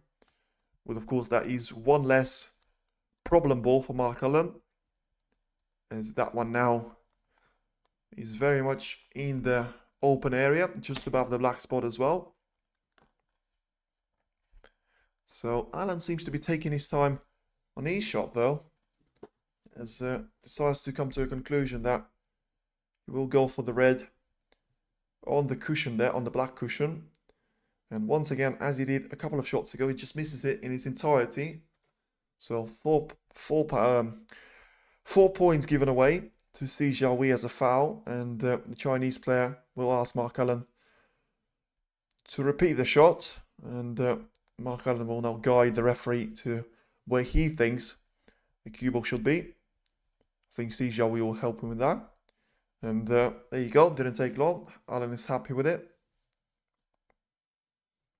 And don't think it matters too much, to be fair, with it not being a snooker. This time caught brilliantly there by Alan. I think he would have liked not to show Jiahui the red on the left side of the table, but can't have it all. And let's see what Jiahui's got now in terms of the safety play. So we've seen that a lot in the previous frame. A lot of safety battles with, to be fair to Alan, he has been able to win the majority of them. Hasn't happened yet in this frame though. And Jiahui there has an absolute blunder there. And a horror of a shot. I don't know what on earth he was thinking, but he missed the red in its entirety.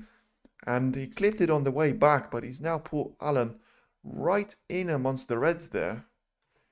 And got absolutely no clue what the intention was, but whatever it was, the execution was way below par. And Alan lets him off massively. Should have been a chance there for Alan to close off the match instead. It's a red over the pocket here for Jiahui, and it's a chance for him to surely now at this point, with him only needing a red and a colour, force the decider. A waste there from Alan could be very costly to him. With you never know the way the things are going to pan out in the decider. But it's certainly going to lose this frame though, and it certainly is going to be a decider. With Jiahui getting the black in. And yeah, the frame that looked like it had a lot to offer. It's frame ball here for Jiahui. And it's a frame ball comfortably taken, follow up with the black. So it was always going to be obvious as soon as Alan missed that shot, but Jiahui officially confirming now that it will be a decider. And Alan won't be happy with himself at all as he lets his opponent into this match and into the frame, with him getting some of the table time whilst Alan just has to sit back and wait for his chance. And Jiahui seems to be enjoying this table time, you know, making the most out of. You know, out of the 4 reds he's now played, 2 of them have been in difficult positions. Now the third one goes in, so has got a nice little angle on the black there to cannon into the red. If he wants, of course, would have mean a lot to him in terms of the break building and highest break. And now we'll go for a little bit of exhibition. Play in off the cushion there and catches the green first, so it will be a foul, but won't matter in the end. And it is Jiahui that takes the frame number 8, and we do indeed have a decider. Close anyone's now, absolutely anyone's now. I will just about put... Who am I going to put ahead? Jiahui for 2 reasons. A, he just won the frame, and I didn't really like the mentality of Alan, especially on those shots he missed. I know he can afford it certainly, but still, he shouldn't be conceding a frame like that with him being like, what, 50 points down? 75 on the table, he shouldn't be conceding, and he basically conceding frame for me. You know, with him not putting that red pretty much off the black spot. Should do a lot better there. But another thing is, he has won a decider against Hossein Vafai, and I've seen a stat recently on the, what was it? The Q Action website or something like that. I'm not sure what the exact name is, but every single decider you win, the following decider you must lose, unless you're one of the top players like John Higgins and Mark Selby. Surprisingly, I was really surprised to see Selby in that stat as well. So for every single decider you win, you should have a decider come up that you lose. So the fact that in the space of 3 days, Alan has 2 deciders to play, I think he will struggle to win both of them. And I think that form of Jiahui, even though it's not a lot, but it's still something to bring into the last frame, I think it'll be important for him. I go for Alan as older head in the game. True, it's a good point. Experience could matter, but as I say, I just haven't seen enough there in the last frame. I know he's had a decent 7th frame and he's won 3 on the bounce, etc. But still, I didn't really like the mentality of him in that last frame, and that's why I will just about go with Jiahui there. And we will see whether you're going to be right, Kevin, or I'm going to be right. Either way, we've got a decider on our hands, as once again, players will take their time to come back to the table, and when they do, the action will resume in the final frame here of the quarterfinal sets on table 2. The referee just waiting there to announce to the players that it will be time for Mark Allen to break off there. As 1 second there, I just need to sort something out here.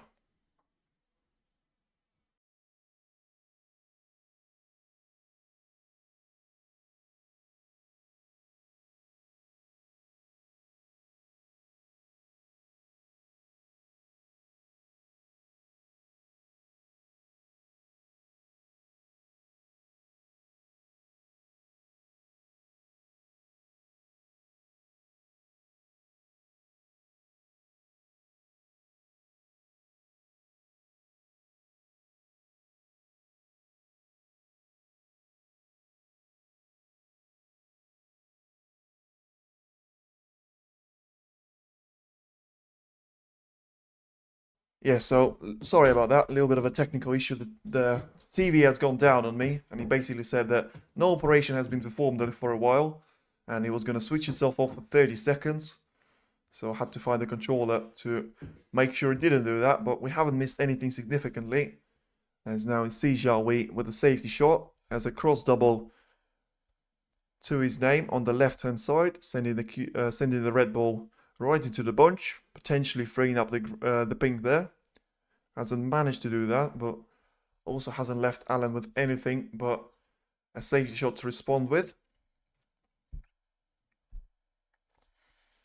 So yeah, I think you would expect this decided to start off with a safety battle, because that's been the history of the match throughout its campaign. But also you think that whoever gets the first chance, and if he gets sort of 30-40 points on the board in a decider, especially with what is at stake for each of those players, especially for Jiahui, to be fair, because it's been his home tournament, you feel like it could be very significant. And it is Jiahui that starts off with a really good long pot there. So brilliant cue action once again to bring the cue ball back into the bulk area. It has landed pretty straight on the yellow though, so that's not going to do him a lot of favour, as I don't really see any of the reds that he can try and land on, with the position being closed at this moment in time. So probably will need to go into the pack of reds straight of this colour. Not really possible to do that from the yellow, so potentially we'll have to consider the green, unless he can find some sort of angle on the yellow. But I can't really see him doing that unless he does it off the cushion, which means you're going to have to produce so much pace on that because the cushion will take some of it away. The yellow ball will take some of it away, and he needs a lot of force to be splitting up a lot of these reds. Yeah, so he's gone for a straight shot without the cushion, and he's landed two colors at once. So he's landed the yellow and blue, which is of course a foul.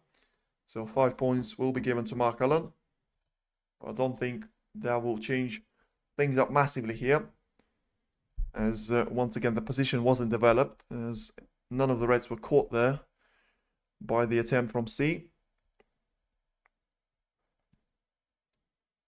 And Alan now has got a straightforward safety to his name. And can he make it really hard for Jiahui and find him in behind the green? I think the answer is no to that one. So wouldn't have put it in a lot of trouble, but it's always more difficult to judge where the cue ball will end up when you talk about going off the cushion there into the bunch. As the referee now will still have a look there. I'm not too sure if you can see any of the reds there, but you probably can't see any of them that you can play a safety off. So two cushion escape should be straightforward there for Jiahui. But it will be an absolute disaster if he's left this red into the corner pocket. He should have realized that when he was playing that shot, and he should have known that it will be a risk. So the fact that he's played that shot is very much a sign to me that it's not available for Alan to pot. And he's gone for a plant there, Alan, and well, being the attacking player that he is, he wouldn't necessarily say it's a crazy shot, but it's certainly not the one that Jiahui you would feel would have played. And hasn't Alan, yeah, he hasn't given anything to Alan there, and Jiahui now has attempt of a long pot into the yellow pocket, has to bridge over a couple of reds to make this pot a little bit harder for good measure. He has made this one previously in the frame number 8, needs to make it again and doesn't. The question now, of course, will be, has he given this same red away to Mark Allen, or is yellow going to be in the way? The decider probably has gone the way you would have thought he would, with, you know, both players not taking the first chance. The safety game has been really long here. And also just being a little bit scrappy here from both sides in terms of the safety play and the pot attempt and the pot success. So the reaction and the body language of Alan there very much signaling that that red is not available for him. So has to just roll up towards that red. And leave the brown in between the cue ball and the red. Give the cue ball back to Jiahui, and I was surprised there with the referee just going to get the cue ball. I didn't realize they agreed a re-rack. So yeah, certainly is a re-rack here in the start of frame number 9. Yeah, I was really confused there because I saw referee going towards the cue ball and just picking it up. My first thought was that Alan missed that red, but then I realized he clearly hit it. So it must be something else, but indeed it is a re-rack with both players being quite attacking and just agreeing to each other that, you know what, it's not worth our time. We don't want to be here till tomorrow. And let's get them re-racked once again. And yeah, let's get it all started once again. Re-rack, yeah, absolutely. Absolutely. Probably the right thing, especially for the fans. We don't want to be sat here forever waiting for one of them to win a safety battle. With you have to say the Reds not being positioned nicely either, and yeah, so shouldn't take too much time here for the referee to set the balls up. And now Mark Cullen once again with a second attempt to get the decider underway.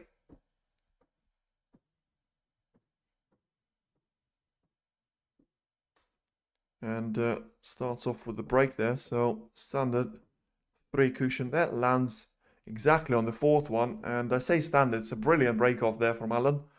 Can't really expect anything better than that. And yeah, acknowledgement there from Jiahui once again. There's a little tap to his leg and allows the referee to just check the exact positioning of the cue ball. Alan certainly there standing, so not expecting too long to take for the shot Jiahui, but the Chinese player certainly taking his time and allowing referee to take a good look at this, which is a sign usually that the player will be playing the shot off the cushion there. Let's see if that will indeed be the case, or can he sort of find a safety shot. And yeah, I think Jiahui will be sort of regretting to an extent that decision to agree to a re-rack so soon, because now he finds himself in a really difficult position. You know, Alan has a look at it himself, clearly realizing that it'll take some time for Jiahui to take this shot on. And yeah, more than 90 seconds already being taken on the shot. Could well take more than 2 minutes there. And yeah, still has no sort of real idea of where he wants to play this. Alan's sort of thinking about it himself, probably just for the bit of fun. Where would I have played it if I had to? Well, I think he'll be happy that he doesn't have to play this. And Jiahui has finally come to some sort of conclusion, as he seems to be aiming towards the left side cushion there.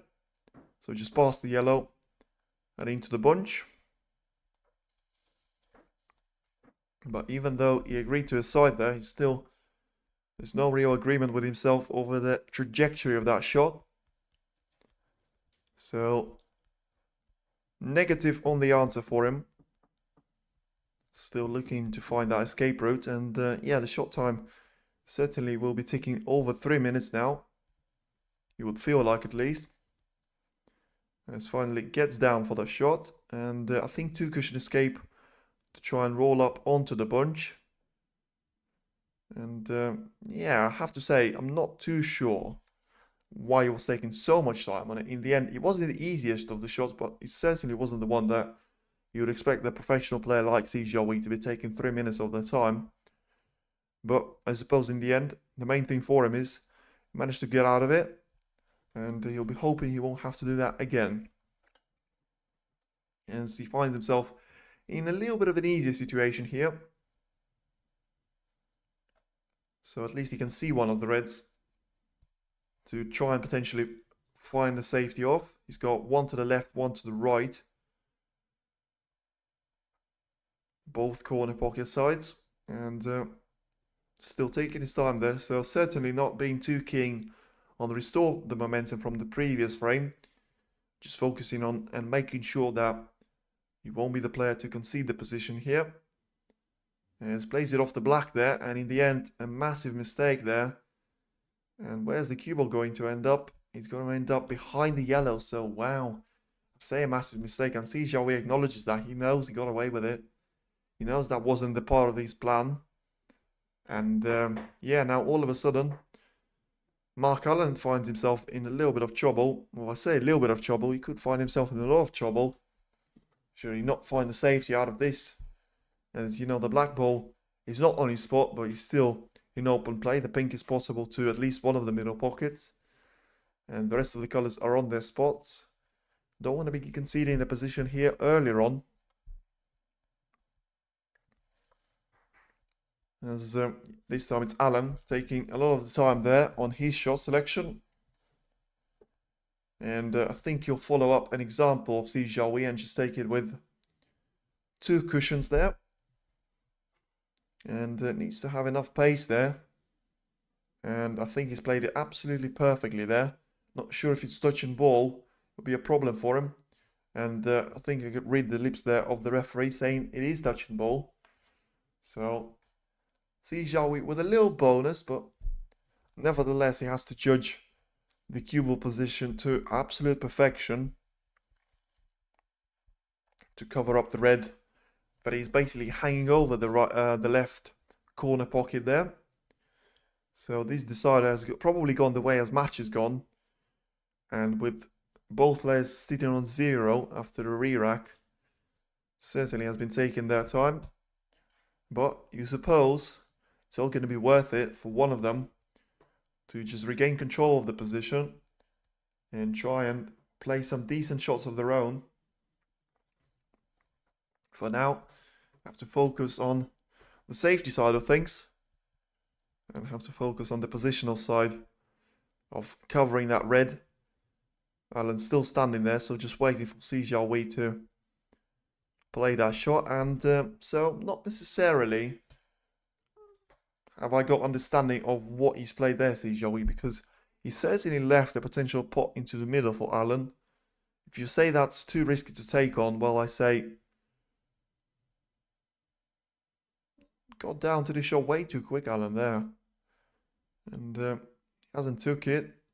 Certainly trusted himself to have the black and the blue in between the cue ball and the red that is over the pocket. And I'm just waiting for an angle to double check that and confirm that. But the fact that Allen remains stationary and not in his chair is probably a sign that he's quite happy with himself and he's expecting to come back to the table, which would not have been possible had he left that red available to Jiahui. Once again, the cue ball is going nicely on towards the green pocket. Would be a good safety normally, but I think he's misjudged the power. Jiahui there, and that red becomes a chance here, it would seem, for Mark Allen. You can see just about overrun it. Allen has an early chance in the part 2 of this decider, after the opening one has been scraped and turned into a re-rack. This time it's Allen that is clinical with that long pot. Still had a lot to do, I would say, especially to get the cue ball out of danger area. Had to play it with a lot of power, made it missable, that red. Now, what does he do from here? He's got a choice selection of either black or blue. It should be black, but I say it should be black. What are you trying to end up after this black? Is the question I want answering. And so just hanging on there. So he obviously had one of the reds available to the right corner pocket. And I was expecting him to try and land on the lowest of the reds. Allen keeping that one in his bag for now, as he's on a break here, Mark Allen. So for the first time in this decider, we didn't really have any in the first part of it, even before the re-rack. And now Mark Allen goes hard on the reds. Is he going to land on the blue here? He probably is, but not in the middle pocket, so into the yellow pocket there. Has got a lot of work to do to try and bring the cue ball quite close to the reds to ensure he's not out of position on the next shot. And got a lot of backspin to use there. Once again, needs to make sure the blue is in, and it is. So now finds himself in a better position, that's for sure, with the black and blue being available to him. And it's got reds to either side there to try and potentially land on the blue, it would seem, from this one, as he chooses the left one. Goes back for the blue, catches the front jaw a little bit, but he's all right there. So still on the break of 15 here. The blue will make that a break of 20 for him. And yeah, let's see how many points can he get out of this situation. Certainly going to be tricky to get the frame and match one from here, but as I say, a cushion of around 40 points should be doing the damage to either of the player, especially being the decider. It's going to be tricky to overcome that, no matter if you are Mark Cullen or Jiahui. And for now, it is the man from Northern Ireland that seems to be getting the table time. Still has one more red to the right hand side to try and pot, and this time he goes for the black there, so clearly feeling that it goes past the red. I did have a few doubts over that, but makes it even easier for him, as it will allow him to get 15 more points on the board guaranteed, with one more red being really close to him. The red indeed that I was thinking that was going to be blocking that black, but in the end it wasn't. So potential 36 points, so just going to be shy of 40 that I predicted is going to be key in this decider. But still, it's a lot better than be 0-0 or trailing by 36 points. As of course, remember, Alan will still remain at the table after this black. It's just he hasn't really got any reds that I can see from here that he can try and land on without disrupting the position and disrupting the current situation with the reds. So he doesn't go into the position, so certainly seeing something I don't. At least has one more red that he thinks he'd try and pot. Not sure whether it's going to be the plant there, because if it is, he is taking the risk on. Let's see, he is taking the plant on here. A lot of distance between the balls there. And clinical there from Alan. Frees up another red there for himself. Also gets that red in, so 16 points potentially for him. Should he pot this black and the next red with another black. And all of a sudden, he'll be gaining on that 50 plus break. Getting himself with a strong lead here. Obviously has, well, potentially has one more plan to try and go for. I mean, it'll be some shot if he does that. So refuses it, has one more red that he can see there. So surely has enough reds there that can win him the frame and can win him the match there. Still needs to not get any sort of fear of complacency and keep grinding out those points. Closing out on 50 here. And seems to be not going around the world here with the spin that he was aiming for. And yeah, got lucky in the end from a yellow there, so I think he'll take that, but don't think Jiahui will. You know, the cannon and a little kiss that he got on the yellow was lucky for him. In the end, Alan now has got another red into the right corner pocket.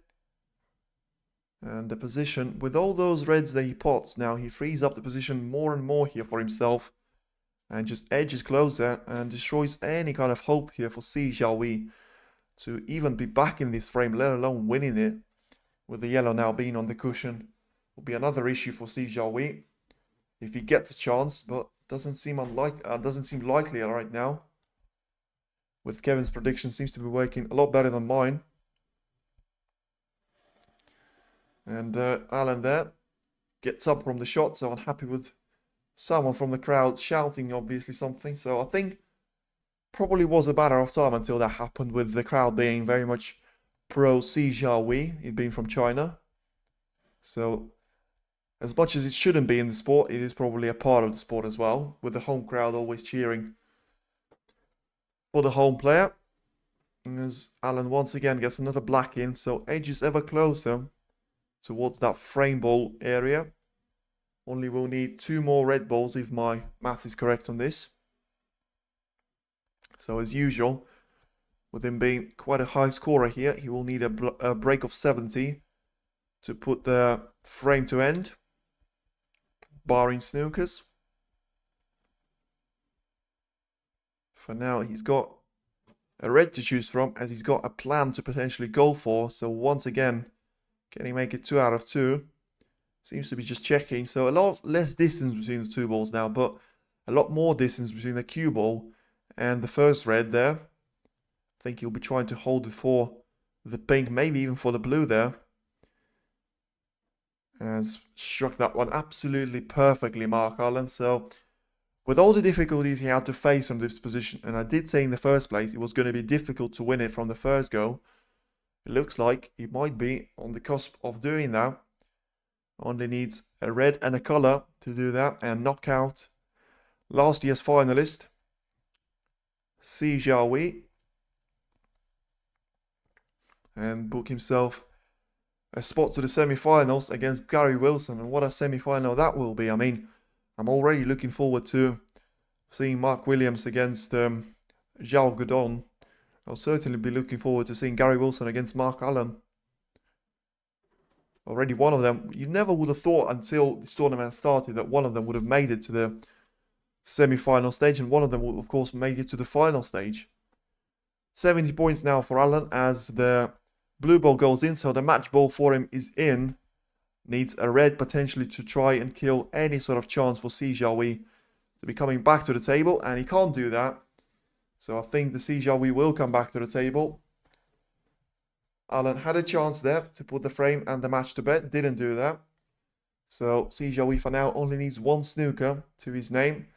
So a huge mountain to climb, but it's still possible. You know, it's like climbing on the highest point of Burj Khalifa. It's hard, but 8 people have done that, and you certainly can be another one. As Jiahui doesn't have a great start though, as he pots the red but catches the yellow, and he needs a high value color. He needs at least a blue, and you feel like should he miss this one, he will be match over, no matter how much determination he's got in himself. And the blue is in, so he's all right, and the match and the frame will go on. Show must go on here. So behind by 64 points, 59 at the table. Taking that blue means he needs 2 snookers now, or a snooker and a free ball, still being another option for him. Another red drops there. He goes for either blue or pink here. I'm not too sure he can afford another pink, another blue. I think he can afford another pink, 1 more. All the rest of the reds will have to be played with their black, but only just about makes that pink. So seems to be feeling a little bit rusty here in this frame, and what a time to be doing that. Don't want to be feeling rusty when Mark Allen is 57 points clear of you with only 51 on the table. So a little bit better there with that red. So on the black here, before landing on the penultimate red, with I would expect him to try and do some damage with the last remaining red. So goes there for the cushion shot. So clearly expecting himself to land at least 1 snooker from the first time of asking, leaving that red closer to the black. But first needs to make this red along the cushion. Doesn't. Have to face it with a lot of pace. And where's this red going to end up there? Probably in favor of Jiahui. Doesn't do him a lot of good, but doesn't do him any damage there, which is something I think he will take at this point. Being behind by 49 points, only 43 on the table now. So the red obviously doesn't go into the corner there, but Allen there just seems to have gathered his thoughts, and so probably asking the referee just to keep an eye on this one if he makes it, but maybe change the shot selection there and gone for the safe one. So still 2 snookers required here for Jiahui to get back in this frame and in this match, it being the decider. So my prediction so far of Jiahui coming out on top of his form Doesn't seem to have worked out nicely, as he has a good shot here to his name, but one of the reds is going right over the pocket there, it would seem. And a chance here for Alan to surely put an end to this frame and to this match if he just rolls it in. If he makes it, there'll be a handshake between the two players, and it will be a match between Gary Wilson and Mark Allen. Needs to make it first, not as straightforward as it would seem. Decides to go with the rolling pace, catches the cushion first, and it will be a handshake in a couple of seconds here, as Jiahui there taps Mark Allen on the back and just says, you know what, it's enough for me. Thank you very much, I've had enough. And it is Mark Allen now progressing to the semi-final here after beating the Chinese world number 2, Jiahui, and a brilliant battle. And it's now Xiao Guodong, Mark Williams, Mark Allen, Gary Wilson, the two semi-finalist pairs. And the two of them will make it into the final. We've got two really contrasting pairings, with Guodong Williams being the more higher ranking seeds and Wilson and Allen being the two you wouldn't necessarily have predicted, at least one of them to be in the final. The action will resume on day number 6 here at Wuhan Open tomorrow for the semi-finals, and then of course conclude on the Saturday's final consisting of 2 sessions. A reminder that the semi-finalists tomorrow will be played best of 11 there, first to 6 frames. But for today, thank you very much for joining as ever, and feel free to hit the subscribe button and the like button on the way out. We'll see you for more action and for more snooker action tomorrow at 7 o'clock UK time, 2 p.m. in China time, local time. Thank you very much once again, and we'll see you around.